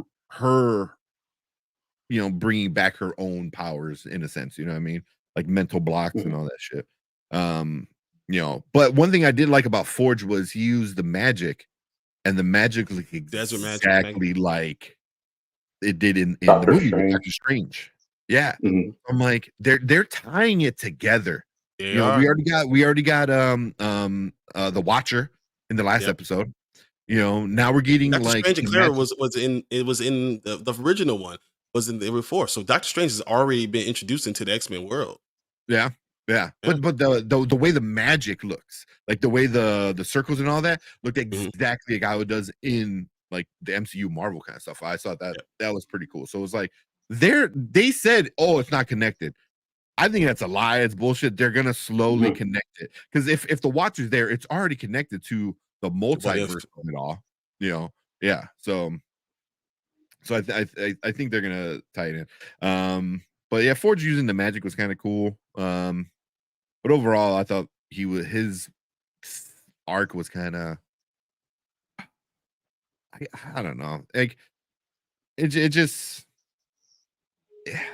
could they have used somebody else maybe, you know? But I don't know, you know. I mean, I guess maybe they had to use him because he's also from the future, you know, so he does stuff in the future that helps it. So you bring him in, you kind of like tie up loose ends of him knowing who the X-Men are and blah blah blah. So, but I just liked the parallel of what's going on with Professor X and them, and they even like say some of the same things, because I believe I forgot, was it Lalandra or Xavier says like something like, oh, we can just go away to island and enjoy our life. They're all talking about sex. They're all about talking about getting down. This show is so freaking horny, man. This entire show is so horny. Like, man, like to a point where it's like crazy. When she saw about, they look at me like they told me like I'm your pet. He's like, I mean, I don't mind that much, you know. Yeah. We can, and she was like, we can explore that later. Yeah. Yeah. But even at the end with Forge, they're like, oh, do we what now? Do we go to our island? You know, so I was like, that's crazy, you know. So I know it's kind of a generic line, but I thought it was kind of funny. But the thing that got me the most was when I started thinking about it being at the same time of what's going on in Genosha, was where he's in the plane. What's it called? with the classroom kind of stuff with Xavier. Mhm. The astral plane. Astral plane. Yeah, he was up there with the astral plane, and then they all turned evil, or they all turned skeletons, which represents like his students dying. That- But then Gambit of all people Gambit. popped up, Yep. and That's for me, it's like, so is he actually dead? Right now, and then it's like him showing to kind of popping up to Xavier and give him a warning.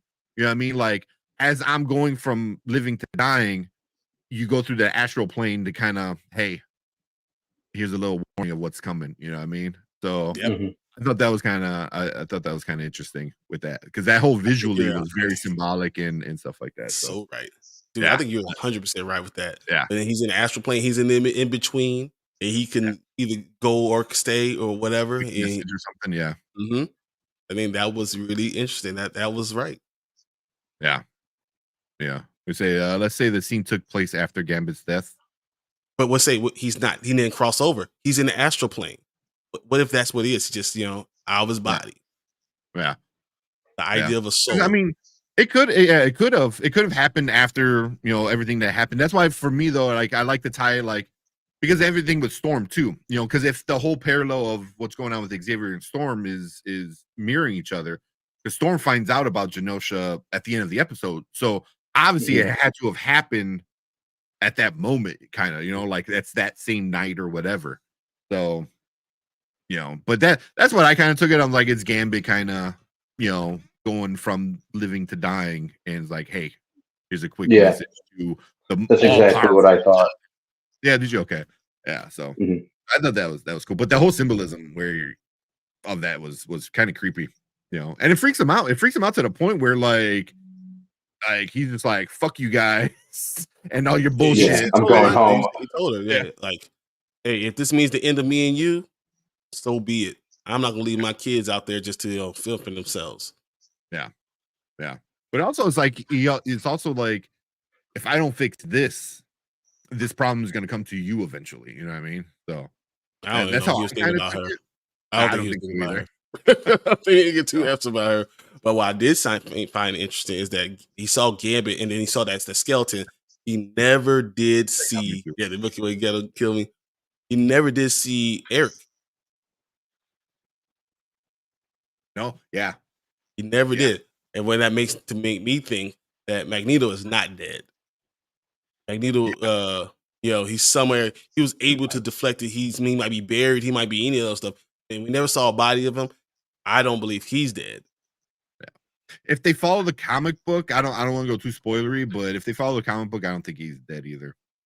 They actually had the comic book in here, so because they're kind of going off of the but they're changing some things. They are changing things. Yeah. Grant Morrison kind of, and then also a lot of old stuff, and they're kind of mushing stuff together and changing it, so but changing it for the better, I think, because it's because Life Death is not. I was reading Life Death just yesterday. It's not a great comic. Yeah. No, it's very not a great comic. No. Yeah, it's just okay. Yeah, and also shout out to Movie Minute. What is up, Michael? What's going on? Thank you for joining That's in. awesome. But I kind of want to show the Milky Way ghetto, because I don't know how that would look, but it just sounds like something stupid. Yeah. One thing you said about Storm. I don't know if she was. I think she was tired, and I think that's what she kept on saying. Tired of always defending herself. Tired of defending who she is. And she kept on saying, I wonder how it would be just to be human. I wonder how it would be just to be just like them. I think that's what it really was more than anything. Like, she's just tired of always having to be that. When you can't ever put your guard down, always got to be this, because everyone's always against you, always fighting you. She was tired of it. And I think that's where it kind of came down to. And then you had to realize that it doesn't matter if I'm tired of it. I can be above it no matter what. Yeah. I can still run and still do all these things, and I'm always going to be this badass no matter what. It wasn't that she was doubting herself as much as it was she was doubting if she could continue to fight this. Yeah. Continue to Yeah. be this thing, and yes, you can. You know, I thought that was kind of more of that way. At least that's what Yeah. I saw. Yeah. Yeah. I can see like that. I mean, ultimately, I like how they tied it up, fairly quick. They didn't let it drag on for too long. Because in the comics, she comes back to the X-Men and she's not power. She's not powered up. So she comes back as just a normal person. And I didn't want to see her come back to the X-Men without her going through her own stuff. You know what I mean? So, because I don't want her to deal with her stuff while the X-Men is all dealing with their stuff. You know what I mean? Like, she's not in the middle of it. Like, she removed herself. She's dealt with all her stuff, figured out who she is and why she's awesome. And now she's going to go back there. And now she has more of a clearer mind, you know what I mean? And hopefully, help with everything, going on, because now, like I said, Xavier's coming back. So now you have him who's, shitting his pants because he's scared out of his mind, it seems like, but now you have Storm coming in who's even more powerful and everything else going on. So, I think it's a pretty good thing. Oh, there was one thing. So when Storm turns on or Forge turns on the TV and the news anchor chick winds up saying something along the lines of, this is only the first of this like salvo of mutant mass killing kind of thing, or something along those lines. I was like, damn, this is just the start. And then she said, all these countries don't want the mutants back. Not bring them. Yeah, you left. You're not allowed to come back. Yeah. So I was like, that's intense. That's intense. Which makes me believe that they're gonna go on to the next part of the storyline, which I'm not a big fan of, but we'll see of how that goes. You know what I mean? Because there's different ways they could change it. They can go that route and doing things. They could do a Cable goes back in time or resets it all route. I hope they don't do that. I hate when they do that, because you kind of erases everything that happened. So, so I'm kind of curious to see what route they go with it. I'm interested to see what happens with Cyclops. Yeah, because and what if, let's just say, Professor X comes back in, and Magneto is also still alive, and some of the X-Men decide to follow Magneto because he's been there, and Professor X left, and they see what's going on, and they see in the world that the world is turning their back on them. Maybe they no longer believe in his vision either. And when I say they, I'm specifically looking at Cyclops. Yeah. So yeah. I wonder if we get a Dark Phoenix Cyclops, because that was a cool storyline. And he goes off the deep end, bro. He tears shit up. Yeah, he does. Tears shit up. Didn't we see his brother? Didn't we see Cyclops' brother in this episode too? Did we? The one with the fire eyes. That's his actual from his brother, from his mother and father. Like they're actual brothers, not like half brothers, nothing like that. They're related. Awesome. I have to double check. And let's go back and look. Yeah, I only seen it twice. I'll probably watch it at least 2 or 3 more times before the next episode. But and we'll finish things up real quick here. Movie Minute said, no one truly dies in comics. Yep, true. Pretty much. Especially in the case of the X-Men. Yeah. That's kind of becomes the problem where and I know Chill, when he talks about like the X-Men runs, I know he said he had the kind of the same problem I was having of there's no consequences anymore. So if there's no consequences to you doing something stupid, then it's kind of, it doesn't make it interesting. I mean, you need to have a what if kind of thing. Drew said, X-Men News shared my Nick Lego movie short. Nice. Hey, that's so cool. I haven't checked that out. I love his Lego short films. They're a lot of fun, man. Super creative. So go check out View with Drew. I know he's getting a lot of subscribers too. Definitely go check out View with Drew. Hey, he's doing his thing. So hey, Yep. good job, Drew. His name. So there's Havoc. We all know about Havoc and Cyclops, but Adam X is the other third brother. Adam X. So he had the fire eyes. He had the fire manipulating. You can see, but it wasn't fire. He's able to manipulate like certain power, and actually he can manipulate Cyclops. Like when he opens his eyes, he can manipulate the beams that are coming from the other universe, whatever. So like he can help manipulate that and control his power for that. So yeah, Adam X is Omega level mutant, but yeah, he's the third brother. Okay. I didn't know that. I know I saw it. I mean, he definitely deals with them.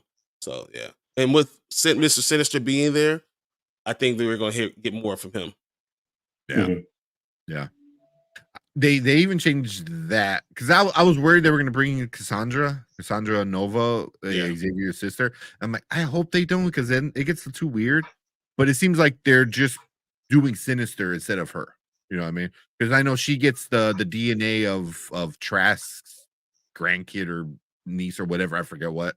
You know, to unlock the Sentinel shit. But here he kind of does the same thing, but with the actual Trask, and so it was kind of interesting. I'm like, let Sinister be the bad guy. Don't bring in and let Nova go ahead and be with Deadpool. The Deadpool Wolverine one. Yeah. You know. Even Rockslide will return. Who knows Rockslide? Dude, there's so many X-Men right now. I mean, yeah. Yeah, like there's so many of them. But that's why I'm saying, like, the representation of certain things, you know. I thought he was the one that looked like Korg, but I'm not sure. Yeah. I'm looking at it. Kind of is. Yeah.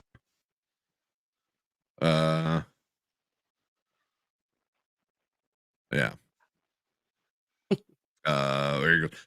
This is a little off topic, but it's okay if you guys agree. I feel the MCU has done Hulk dirty. 100%. They can't do anything with him. That's just what it is. Yeah. In fact, we have a T-shirt that it's on our. I don't promote it enough, but we have a T-shirt that says like "Make Hulk again." You know, so it's like very political looking and stuff like that.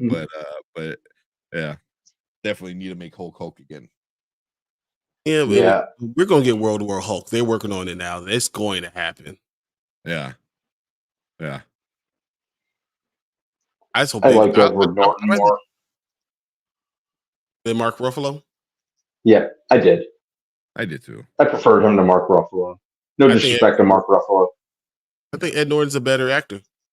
I think he sold me more as Banner. Something, whether or not it was intentional, something just came off as a little too goofy for me with Mark Ruffalo. People couldn't. Just fine in the role. But people couldn't deal with Ed Norton being Ed Norton. That's the problem. Yeah, that's what. It's too bad. What Russ was saying. Yeah, Ed Norton is Ed Norton. Yeah, but it was fun. I'm sorry. It's a line where the husband says, "I'm poor, educated, and black." The mother said, "Oh, you're talking about."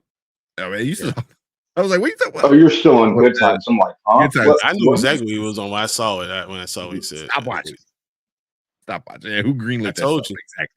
Told you, don't yeah. You're watching that instead of X-Men, man. What are you doing? Problem.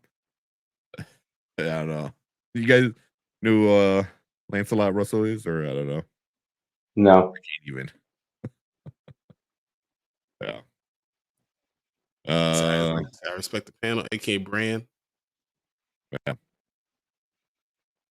Like I said, I respect the panel. I'm not sure. Not sure, but appreciate you coming in. Oh, most definitely. Yeah. Appreciate you coming in.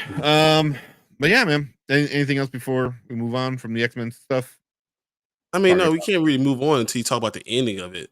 So, I mean, once again, Sinister being the main villain, still having Trask using him.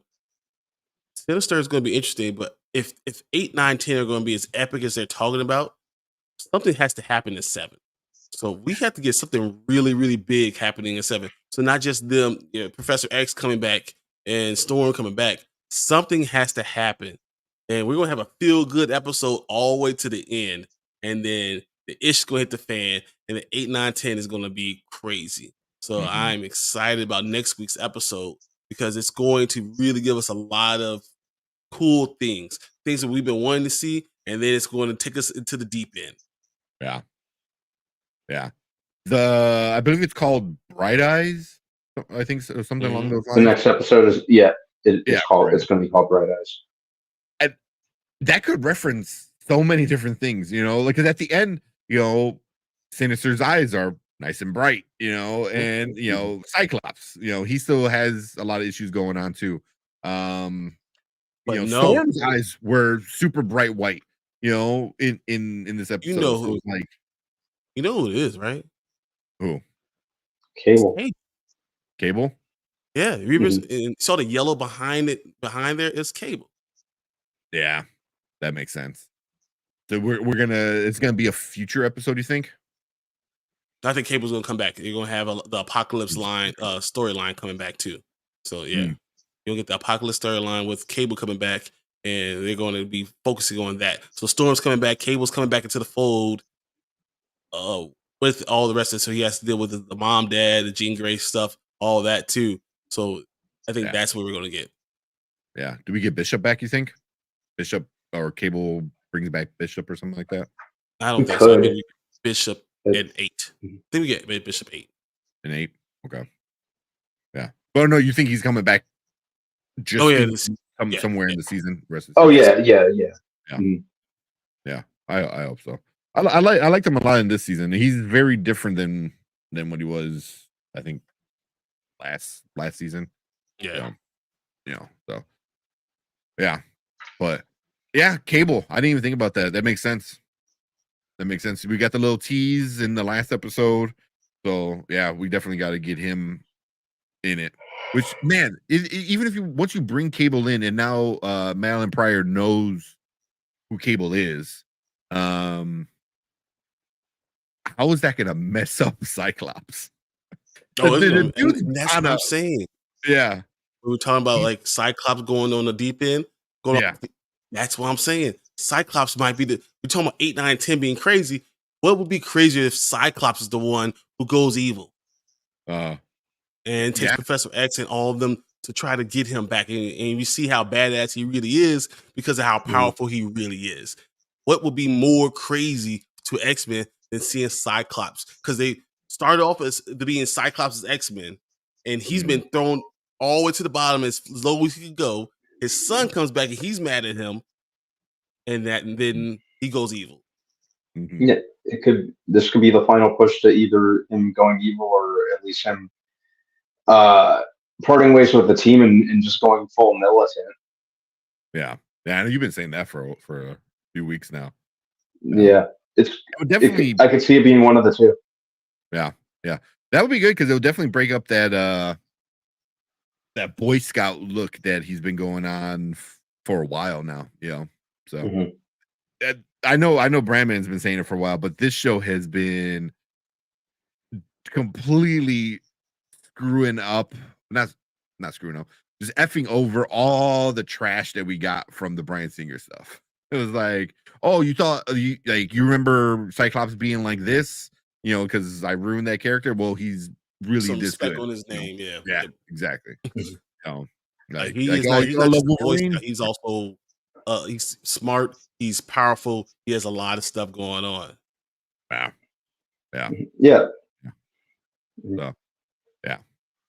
But yeah, it's gonna be a good one. Yeah, because he's hanging on a thread already, dude. Like Cyclops. So yeah. All right. What we got in the comments? Lancelot's hilarious. I know. So Percy Jackson, the Olympians, Goosebumps going to win for Emmys. Oh yeah, we'll talk about Percy Jackson definitely. So Lancelot's saying Edward is a goat actor.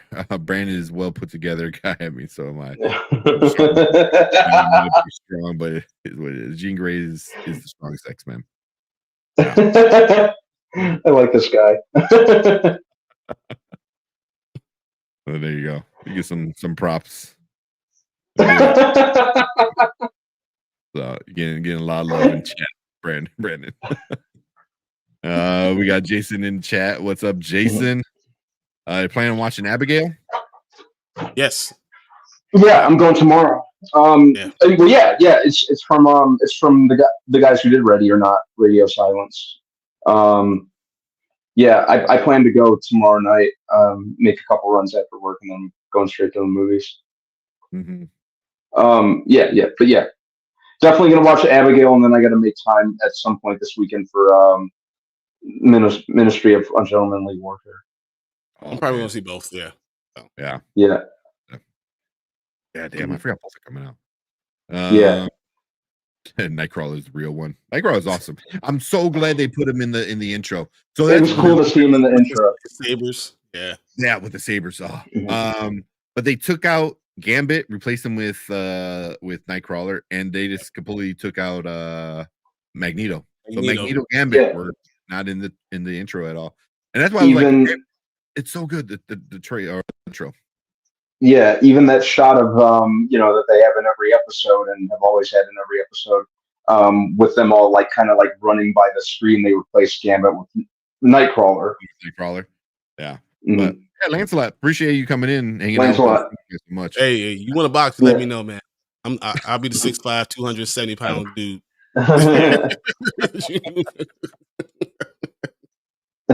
See you, Lancelot. Yeah. I appreciate you coming in. Thank you so much. But yeah, I like that, and I like how they incorporate the updated versions of things that happened in the original animated series run. I like how they switched that up. Yeah. Mm-hmm. Oh. I know this might sound like blasphemy, but I almost like the updated intro a little more than the original. Just due to the variation, I think that's really cool. Yeah. And I mean, they're changing it every single episode. So every single episode. Not only is it like a nice, ride down memory lane the song, it actually has something to do with the actual show. Like it's actually part of the show, not another intro on repeat. You know what I mean? So yep. Yeah. Oh, he's challenging me to a boxing match. I know he's getting called out here, man. 6'2", 250 and Marine. Yeah, I haven't boxed since I was 17, but I used to box from the time I was 13 to 17. And as I said, I am legit 6'5", 270. I'm legit. So whatever. We'll be a C2E2. I was serving popcorn at the man. No, bears. Oh man, that's not funny. Say, man, I can't call it blasphemy because it's so similar. The opening, oh, the opening. Yeah, I mean, they have. That's why I'm like, it's definitely a ride down memory lane if you watch the original, but they change it enough where, it's just you know why they're changing it. When you hear the voiceover, you know why they're doing it. Yeah. So, and then changing the characters, adding Magneto, and then now taking Magneto out, putting Nightcrawler in. I think they took Bishop out, right? Yeah, they took him out. They took Bishop out when he left. He took off and he's like, "You're out of the intro." Well, I thought that was cool that Cyclops was now the number one guy again. Mm-hmm. What's up, Kenny? Kenny Sparks says we definitely live in the Milky Way ghetto. Yeah, that line was so. that line was so out of the blue. I wasn't expecting it, and it fit with who that character is and that whole group of people, being very like a superiority complex that they all have, like Mhm. which is basically racism. Here's my question though. Or I mean, speciesism. she said they're ever since you were a little hatchling. That's they said that. Well, Lalandra goes to talk about. I've known you since you were a hatchling. Are they really part bird? Did it really come in like in eggs in like eggs. like is that really what happened? Like he's like literally Yeah. doing this stuff with birds. Like I'm just Yeah. I don't know. Or is They it kind more like angel? Like I don't know. Like are they like more like that, or are they like literally birds? Like half bird. Yeah, like is that what's going on? Birds. What's that? No, isn't there like an old puppet show where they're like the Silverhawks? That's what they're not. I guess they're aliens. I don't know. But I just what are they? I don't understand. It's kind of weird. Yeah. Like the whole thing was so weird. I know Lancelot like be a little serious. He's like, "What? Let's go right now." Okay. As I said, C2E2, we'll be there. It's all right.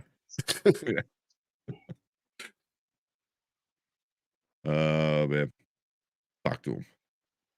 I wanted the same thing about the eggs. Yeah, that just was weird. And then like the whole idea, like, so you've been with her for a whole year. Like it's weird. It's just, they didn't ask about how the birds and the bees, birds and the humans, I guess. That's what I mean. I'm just wondering, like, how bird like are they? Like, how much of this is bird? Like this is really confusing to me. They're talking about going to this beach, and let's go out. I'm gonna be your pet and all that other stuff. It's like y'all talking way too much about these animal stuff, and I'm just wondering, how far this goes. Yeah, I guess there's a lot of like animal kind of stuff because they're little their servants when they were in that garden. They were like horse people. Yep, exactly. So I'm wondering how far it goes, and it just seems that's an interesting thought. So, yeah. Kenny Sparks said Abigail was a lot of fun. Nice. My wife loves ballerinas, and she's also very evil. So, like, she's gonna love an evil ballerina. Y'all talk about the inferior freak fluid yet? No. Is that a line they say in the show? Inferior freak fluid. Oh, yeah, because what's his name? Warbird or whatever her name is.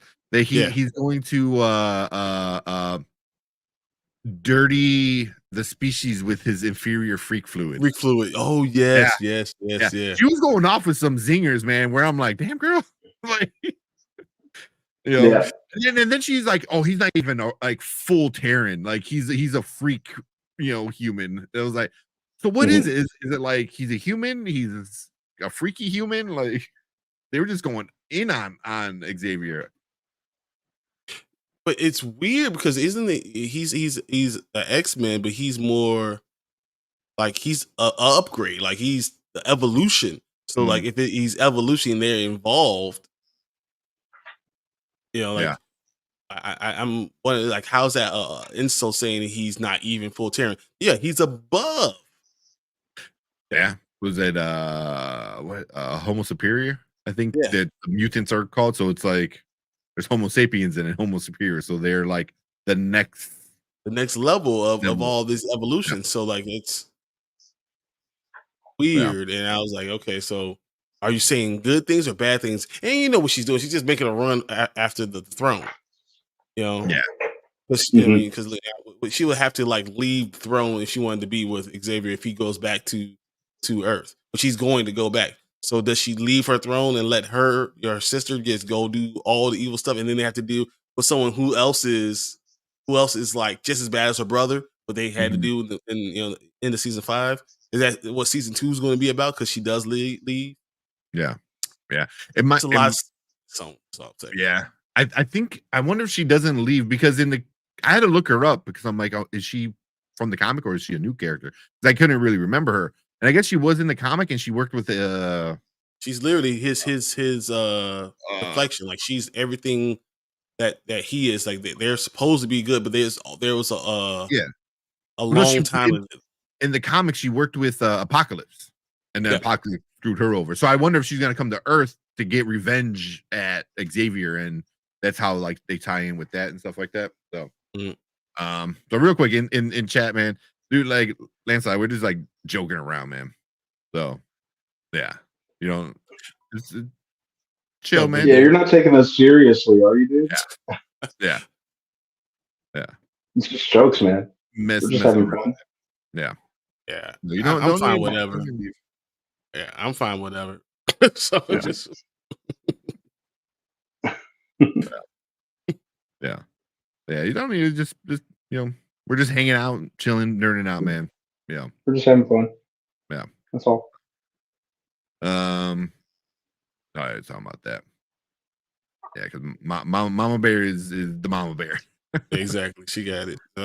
Yeah, she always looks out for us, man. So, but yeah, we're just hanging out, man. Talking X-Men, talking nerdy. Kenny said, if Charles is paralyzed from the waist down, I mean, there's always ways, but I got questions. Hey, I'm just saying, like, his legs don't work. I don't mean everything else don't work, bro. I mean, his legs don't work. I'm not saying everything else don't work. I'm kind of glad that they gave him a suit in the show, rather because they than have in the comic. He has both a suit and the exoskeleton. So they have both. Exoskeleton. Yeah. Well, in the comic, I thought they made a clone, and like, oh, here's a brand new body that's not paralyzed. You know, Yeah. Isn't They that what they did? When he went out there, he definitely had the suit. So the suit worked out sometimes, and then they did an exoskeleton that he was able to use on Earth. You know, but I don't know if I don't remember them actually saying they actually made a clone of Xavier. I don't know. Do you remember that? Right. I don't quite remember that. Yeah, I would have to look that one up, because I mean, if that happened a while ago, maybe the 90s, if not earlier. It will be so that storyline would be 90s? from like 94, 5, 6, like yeah, right around then. Yeah, that's where I thought they had made a clone fresh body for him. They're like, here you go, bro. You know, and he just transferred his consciousness into the new body, and he was good to go.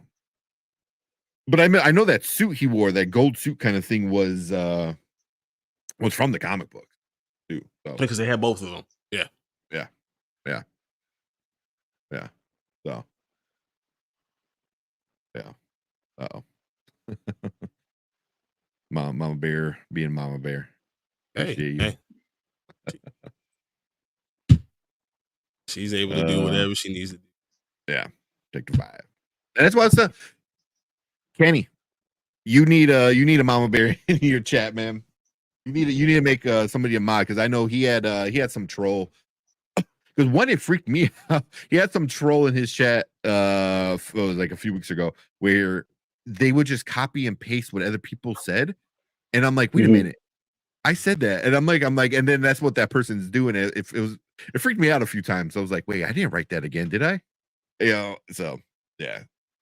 Yeah, definitely need a good mod in your chat. Let me read this real quick so you guys got a chance. So, all right. The Shi'ar keeps on moving around. The Shi'ar exoskeleton was an advanced suit designed by alien race known as the Shi'ar. It provided the user with capability to walk and allow them to those unable to use their legs to move about their movement. This equipment functions for use psionic energy to operate it through, though it required tremendous exertion on the user. For telepaths, a great deal of mental energy that was used to operate the exoskeleton. Despite it being the case, it also allowed them, those unable to use the legs capacity to walk along their colleagues. Though the romance between Lilandro, Romani, and Xavier was provided with one of those exoskeletons for his use, though instead he relied on the hover chair for movement along with his suit. So there was both Hmm. a suit Both. and an exoskeleton, and he had his chair. Yeah, because if it's taking all that strain on him to use the exoskeleton, then yeah, You would think that he would be the one person that could use it without I could do strain. it. Yeah. I mean, if you got to use all your power to fight some like apocalypse or something like that, so I mean, yeah, I like that. But the chair, also, they had to make sure to keep the chair in because the chair is so iconic. That's why I hate Yeah. I hate the new Magneto not Magneto, Professor X look to it all. Mm. So I get you.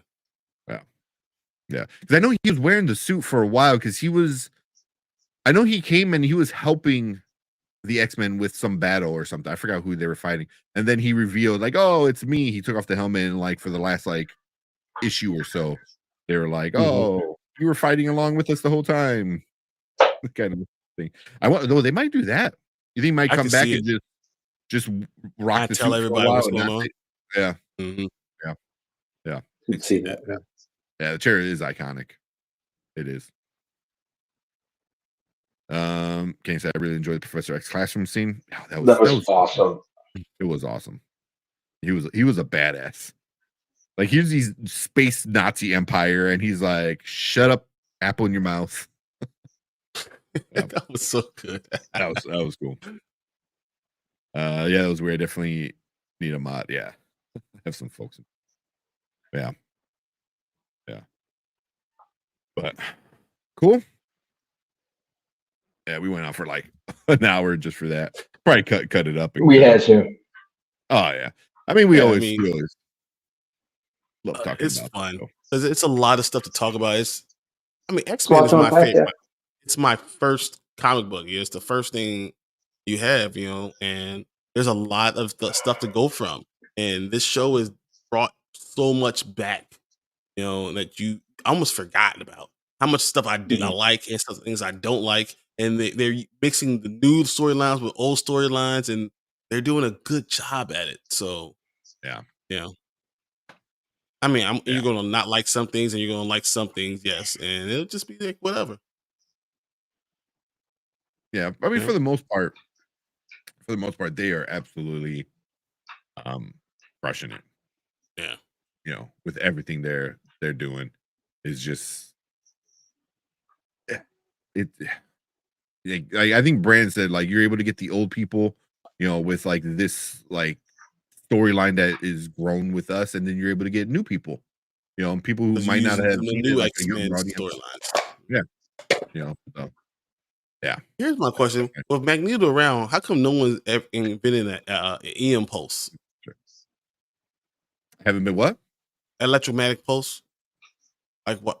Why wouldn't just humans just have an EM pulse all the time? Would that work on him? It should.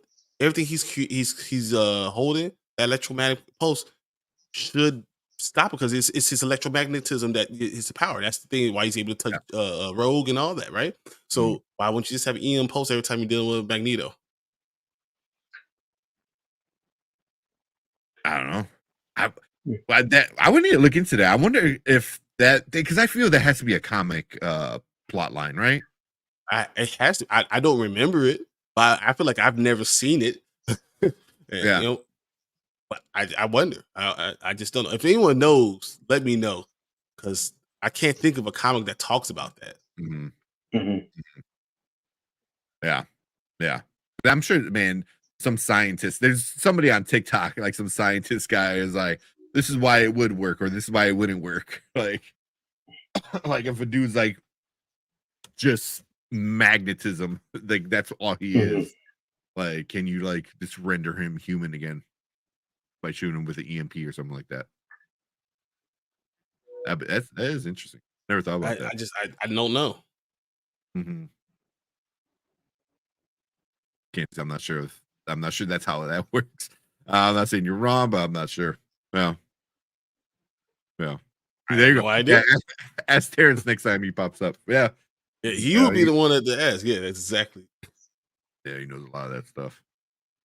I know the Chill has always read a lot of comics. If he's still in chat, if that's a thing or not. But I have no idea. But magnetism, yeah, that's what it does.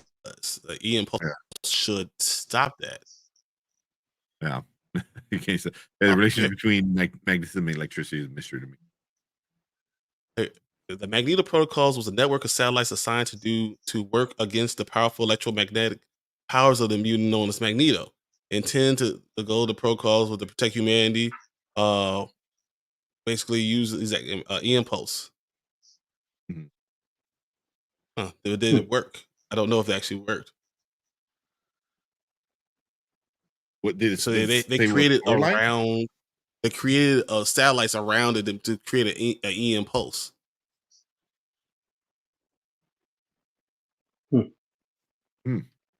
That now I'm curious. Now I'll read into that one. Yeah, I mean, they're just saying. What up, Dre? What's up, Dre Mac? Dre, what's going on? He is doing big things. I don't know if y'all been watching him. He and Jonathan Majors and Megan Good. That's super cool. The shows have been awesome, off the chain. Like he's been doing big things. He did his review of X-Men too. I was watching some of that stuff before we went on. So yeah, what's up, Dre? Yeah. The Jonathan Majors thing was cool. I saw that on social media. I was like, oh, that's pretty cool. Yeah. Was Megan Good there? I don't know. I think he took a picture with her too. Yeah. Okay. I was like, I know I saw the Majors, but yeah, super cool, man. Or he might know about the whole EMP kind of thing with Magneto. Like, yeah, that's a good. I know Dre Mac's been a comic book reader for a long time. Yeah, Dre, do you know that? Do you know if an EM Pulse EMP would work on Magneto? Would that cause him to lose power or not? I'll be back in a minute, guys. Okay. Yeah, we're just kind of chit-chatting right now. I mean, that's just something that kind of makes me wonder. Yeah. I mean, that's interesting because there's got to be something that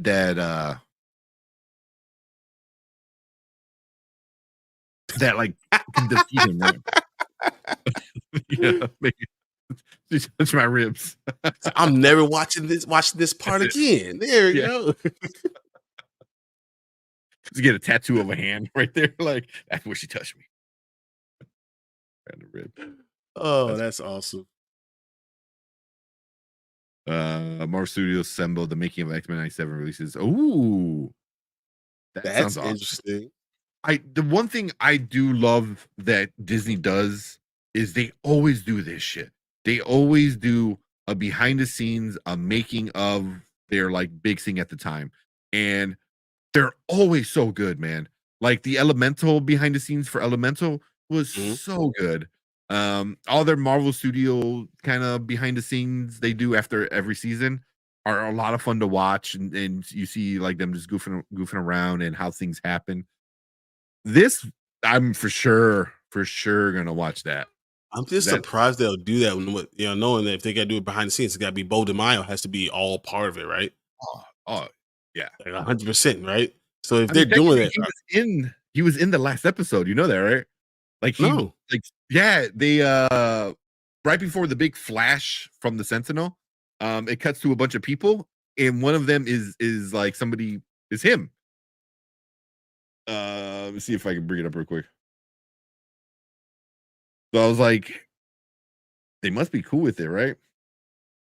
So, okay, so Dre said, this is a good answer. So, I don't believe so because he covers the magnetic fields of the Earth, so it's not enough to weaken his power. So, but what they did is they created the satellites, created an EMP. So, like it was one that disrupted the magnetic the pulse. So it'll be a worldwide thing. And that was part of the Magneto protocol. I just don't know if it actually worked. I know there's a protocol for dealing with Magneto on Earth. I just don't know if it actually worked. I believe Professor X actually invented it. Ooh, that'd be fucked up. Yeah, I believe that's right. So I have to go back through my stuff to figure that out. But I'm pretty sure he has something to do with creating that. That'd be cool. Yeah, definitely. I want to look into that now. But yeah, no reason why he was fired. So yeah, I got the picture. So it's him and the director. Sorry if I lag out a little bit. Him, So that's Beau DeMayo right there, and then director Jake. Was it Castellano, Castorino? Castorino. Torched by the Centennial. Yeah, That's awesome. yeah. So that's cool. That's a very good question, Dre. I think it might. So Dre said, yeah. Sorry. So wouldn't that throw off the gravity pull of the Earth? It might, or mess up the moon's pull, or would pull the gravity off. Like I don't know. I just know that they had the Magneto protocol, and I thought that's what it was about. I just don't know if that will actually work. Yeah, because I mean, I didn't even think about that because you would start messing up the poles, the magnetic poles of the Earth, like just to fuck with one person. Oh, man. I guess. Yeah, start messing with the all of a sudden the North Pole becomes the South Pole or somewhere like if that happened, like the Earth would just rotate, right? And all hell down break loose if the Earth just rotated over. Yeah, it's a damn shame. Yeah, he's coming back though. We already talked a little bit about that. I think the wildest thing about Magneto is that he really felt like it would be a wrap for all of us. Yeah. Hey, if he really felt like it, it would be a wrap. Yeah, it'd be done. He'd be pulling all the iron out of people's blood, just kill everybody. But the same goes for Professor X, as we see in Logan. You see what happens. If he just loses this ish, it's over. Yeah.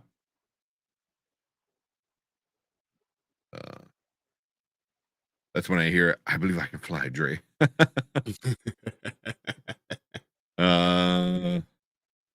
Yes, episode 3. Why are you still on Good Times? Why? Why are you doing this? Why? You just are. You're angry at yourself, right? And mad at yourself, trying to punch yourself at that point. All right. I didn't do an outro. Let me do an outro real quick, and then we can just keep talking. Sorry, it was like we were just like veering off on everything and talking X-Men. I love it. All right. So thanks for watching. If you watch on the replay, thank you guys so much. Hit that like button, hit that subscribe button, come and join us every Monday and Thursday. We talk movies, TV, streaming shows, all that fun stuff. Leave a comment down below. Let us know what you guys think about episode 6 of the X-Men 97 show. How'd you like it? We appreciate everyone coming in, hanging out with us. Everyone in the live, stick around because we are gonna keep talking about some fun stuff. But I mean, we already been talking about it all day. I got nothing else, man. That's all I had was just the trailer and X-Men. There's really not another trailer. Yeah. Only trailer I ever wanted to talk about was Evil Season 4, because it's gonna be the last season. I did want to see that. Unless you guys want to do that. Unless you guys want to do that new one by M. Night Shyamalan. Is there a trailer out for it? Yeah, it came out today. It did. Oh, Trapped, right? Yeah. It did. Yeah, let's watch that one. Oh, I mean, I know Brian wants to watch the other one, but I can watch it by myself. It's not a big deal. Yeah, the Trap. Yeah, it's Warner Brothers. Damn it, Warner Brothers. What's this? What you wish for? What is that? Oh.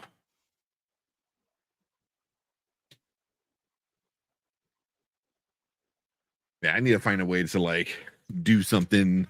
I know, like me and Kenny are in a Discord, and I saw him like, oh, add static, add this and that. So I did that before; it didn't work. Maybe I got to add more visual random things. Or we could cover something and some, stuff like that. What's his name? FD Signifier. He'll do that every so often.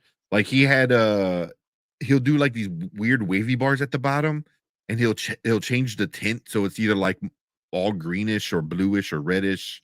So and change then the he'll add hue of like, it. yeah, and then he'll add like a time, like a weird timing thing. So he'll add these weird video distorters to change the look of it, so YouTube won't automatically Catch detect that. it's the same thing. Yeah. But yeah, but Warner Bros. Suck with that, man. Mhm.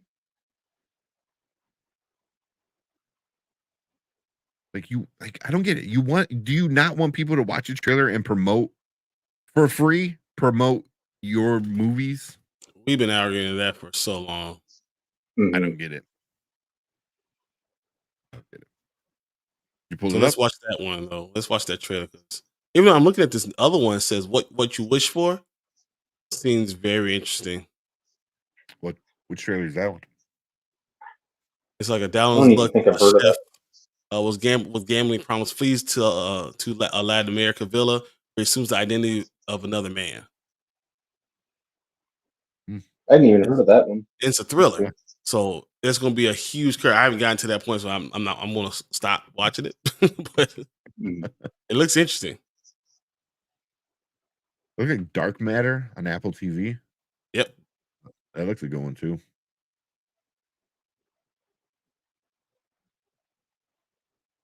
All right, let's check these things out. We got a couple of minutes. Let's do it. Yeah. Well, I need you to pull up because I still laggy a little too much. By Monday, I'll fix it. I'm By Monday, it'll be good. So I had Dark Matter. No, I had what's this one? This is the one I was Also, talking about. that stupid ass SNL Beavis and Butthead trailer. Or not trailer, but the skit. Did you guys watch that? I watched it. I'm sorry. Ryan Gosling was okay in it, whatever. The guy that played Butthead was that was funny. And then when I mean the whole skit's funny because everyone legit just breaks. Everyone breaks in it.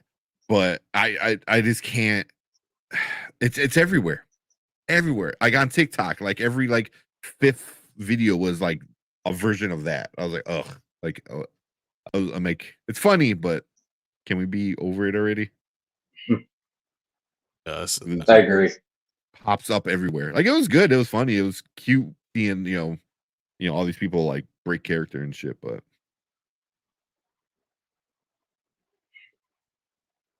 all right, whenever you guys are ready, we can do this. good. You want to bring it up? Yep. Or share your screen? I was doing that already. All right. And then hopefully like next week or so we can review Fallout. I'm gonna watch the rest of it because it was a really freaking good show so far. I'm only 2 episodes in, but how many episodes are there? 8 or 10? 8. 8. Okay. All right. Let's watch this trailer. Which one is it? The Trap? Yep, Trap. Okay. All right, welcome to the Spoiler Kings. My name is Tank Kramer. I am with Brandman Brandon, Brian the Grizzly, and we're gonna check out the new M. Night Shyamalan trailer. People got to see it at CinemaCon.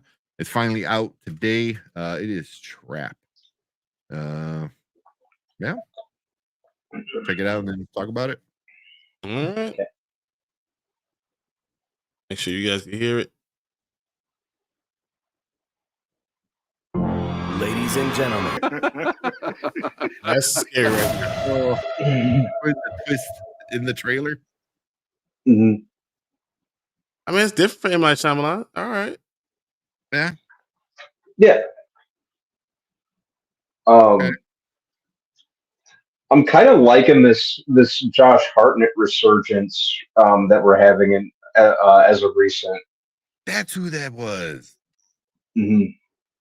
Okay. Yeah, I'll go see. I'll go see this kind of cool plot. The serial killer being the protagonist of the story.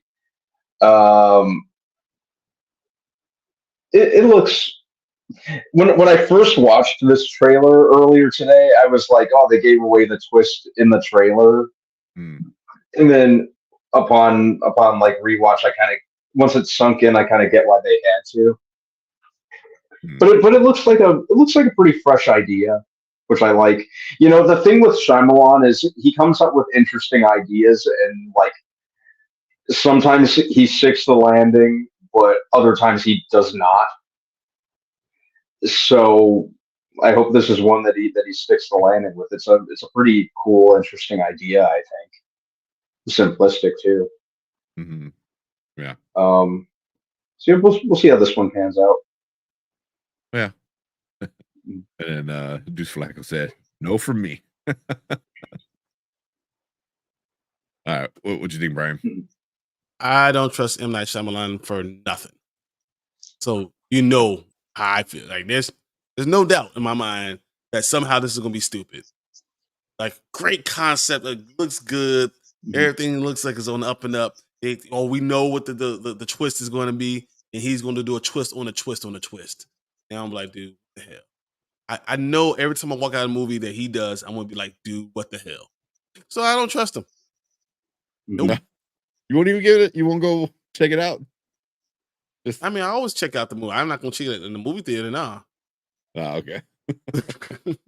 I'll watch it though. Yeah. I have my ways. Yeah. Yeah. Yeah, it looks cool, you know. But yeah, I'm like, all the twists is in the trailer. But like Brandman said, it's like I'm sure the twist gets, or the finding out he's the killer. It's like the first 50. It has to be like early in the film, like the first 15, 20 minutes or something, right? Because the rest of the movie is based on that, right? So yeah. So I do agree with you, Brian, that like there's gonna be a twist on the twist on the twist, kind of thing. So I'm kind of curious on that. It's interesting though. It's kind of cool, because as soon as he's like, "Oh, you're fine here if I leave you," I was like, "Oh, the daughters." It's gonna be one of those kind of movies, like a Liam Neeson type of shit. So like he's gonna go find the killer in this like arena. Isn't that like a Jean-Claude Van Damme kind of thing where he's like sudden death? Yeah, with the hockey, right? Yeah. Where he fights the big woman in the penguin costume. Yeah. Oh, that movie was awesome. But that's what I was kind of getting right there. What was that? Mama Bear said she want to see the stadium from outside. Trying to see if some hometown stuff. Yeah, but it's interesting. It's interesting. I'm interested in it. Let's see what happens. At the very least, like, does he get caught? Does he not get caught? Does he, so yeah. I know it's one of those like, he's not trapped in here with me. You're all trapped in here with, or I'm trapped in here with you, kind of thing, or whatever. So it's like, I'm not trapped in here with you. You're trapped in here with me. Yeah, exactly. So that's the Sky Dome, huh? Okay. Yeah. Why would you put all those people at risk, though? That's stupid. It's like, oh, it's all set up. I was like, so he can just kill a bunch of people, even if he kills one person. That's though, man. Like you said, like I'm always a sucker. I'm like, okay, cool. And then, like Brandon said, it's either good or bad, and it could legit go 50-50. Shame on you. Fool me once, shame on you. Fool me twice, shame on me. Fool me 13 times for the last 20 years. Come on, man. I know better. I know better. Well, yeah. So,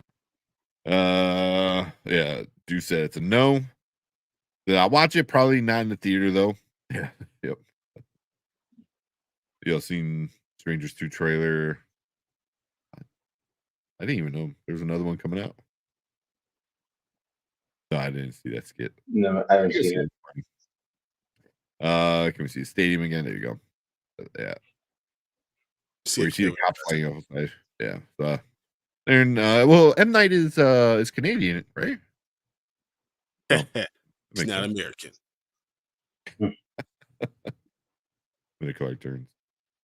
Yeah. So it looks cool. And we'll see. We'll see how it is. I think at CinemaCon, I think people were saying they were interested in it. I don't know. It's kind of cool though because he got his trailer played, and then his daughter also got her trailer played. The Watchers, yeah. So, we did You our guys let trailer. me know. You guys let me And the know. Watchers. If people start talking about it and saying it's good, I might check it out. But otherwise, I'll wait till it comes home. I'll be more willing to watch the Watchers than this Trap because he's only a producer on the Watchers. Trap is a trap. He's telling you he's trapping you. He's literally telling you in the title, and you still going to it. Come on, man. You ain't gonna trap me, bro. No. Yeah. Marva said, I'll give he did great with Split, hoping this is similar. He did great with bunch of what's the other one with Batista? They just Knock at the Cabin. Yeah. Knock at the Cabin. Like I like that one. Yeah, I watched it again. It's great. I don't know if it's great. Split's great. No, you Split's said really Knock at good. the Cat. Knock at the No, Cat. it's not great. I was knocking it a lot, in the review we did for it, and I watched it again, and I'm like, okay, yeah, it wasn't as bad as I thought. The ending was still kind of stupid. Isn't that what he always is? It was for me. It was disappointing, but it wasn't stupid. It wasn't a stupid ending because I got it. I like.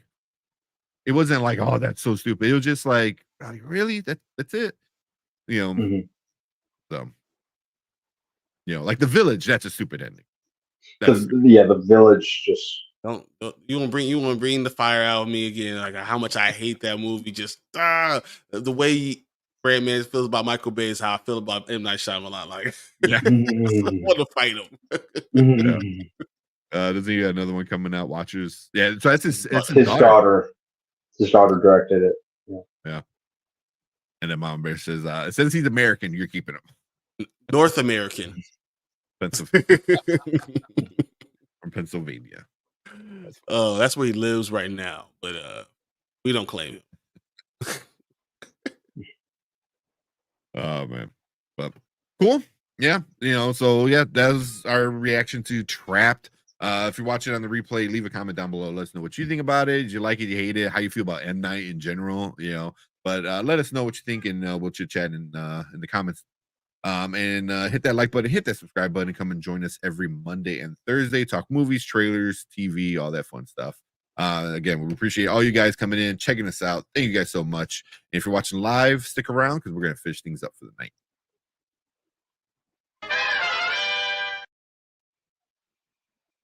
All right. Oh, it is late. Yeah. Let's go to bed. Yeah. I got 3 comics to read, so. Black Panther I need to read. Come on, that just has to happen. Nightwing I want to read. Oh, do you see they're bringing out another Ultimate book? And it's just the Ultimates. The Ultimates, yeah. All right, I did see that. Yeah. Yeah. So that'll be the 4th one. Which that one I'm more interested in than the X-Men one. The X-Men one was stupid. See, it'll be out. I don't know. I think it said May, but what? The problem with the Ultimates, so Ultimates is a group. It's supposed to be really cool because it's supposed to be Black Panther, Blue Marvel, it's Captain Marvel. Like they have some heavy hitters with them, that group, and I'm not sure they're going to have. I don't think it's not them. It's not them. Yeah, it's a totally different group. So I'm not sure about it. Yeah, no, this is gonna be more like Ultimate Avengers. I feel like than Ultimate. That's what I was thinking. Exactly. Yeah. When's it coming out? Like Ultimate Invasion. I think it's next. I'm not sure it's in May because I think it was on my pre-order list. Yeah. Yeah, I think there's coming by June. Really? So it's gonna be another month. Ultimates #1 and more. Yeah, full June 2024. So I think it's June. Unless they Released on June 5th. That's what I see. Yeah. Okay. Mm-hmm. So, but cool. Yeah, check it out. Black Panther for sure is good. Spider-Man is really good. X-Men, not so much. Did #2 even come out yet? Yeah, I read it already. Did It's it? still Oh, the same thing. It's definitely just slow. There's no X-Men in it at all yet. Yeah, it's weird. It's Yeah. interesting, but it's not X-Men. Should call it something different. Yeah. Yeah, right. I know like an anime person wind up making that one. So and Yeah, it looks very it anime. it very much the style is the art style is anime, the story style is anime too. So that's just kind of how it is. Later, Oh, Cleves. so May Good night, 4th, Cleves. Comic Book Day, there's gonna be a little like a release of the Ultimates. Like you're gonna get like a snippet, a sneak peek of it on Free Comic Book Day. So Nice. Oh, they're doing May 4th? yeah, May 4th. May the 4th be with you. Free Comic Book Day. Yeah. Nice. Cool. But yeah, let's get out of here real quick before we do. Shout out to all of the Spoiler Crew members. I appreciate all you guys being members. Mama Bear, Anzo with Bigger Ford Entertainment, Omar, Dre Mac, Zach Tex, Brandon, Road to Wisdom, Danny, and Cleves. Thank you guys so much for being members. Appreciate it so much for you coming in and supporting us. Thank you so much with that. So once I tell you guys, once I get in my house, we're gonna have like a basket. We're gonna have a basket of all the stuff I have doubles of, which is gonna be so much stuff. I might have enough for 2 baskets, and we'll that'll be our thing. Everyone we'll do one for the channel, and then one for just our channel members. They'll have some just for them. Yeah. Nice. There you go. If you want 2 chances to win, become a member. Exactly. Yeah. But cool. Yeah, thank you guys. Have a good weekend. Go check out. There's a bunch of movies out this weekend. So go enjoy. Fallout. Yeah, Fallout's out. So, it's that time of year again where a bunch of cool stuff is out. So appreciate you guys. Thank you guys so much. Shout out to Mama Bear for keeping us good in chat. So thank you for that. But we will see you guys on Monday with another review and some more talk. But later. Have a good weekend. Thanks, guys. See you next week. Don't forget to like and subscribe. We out here.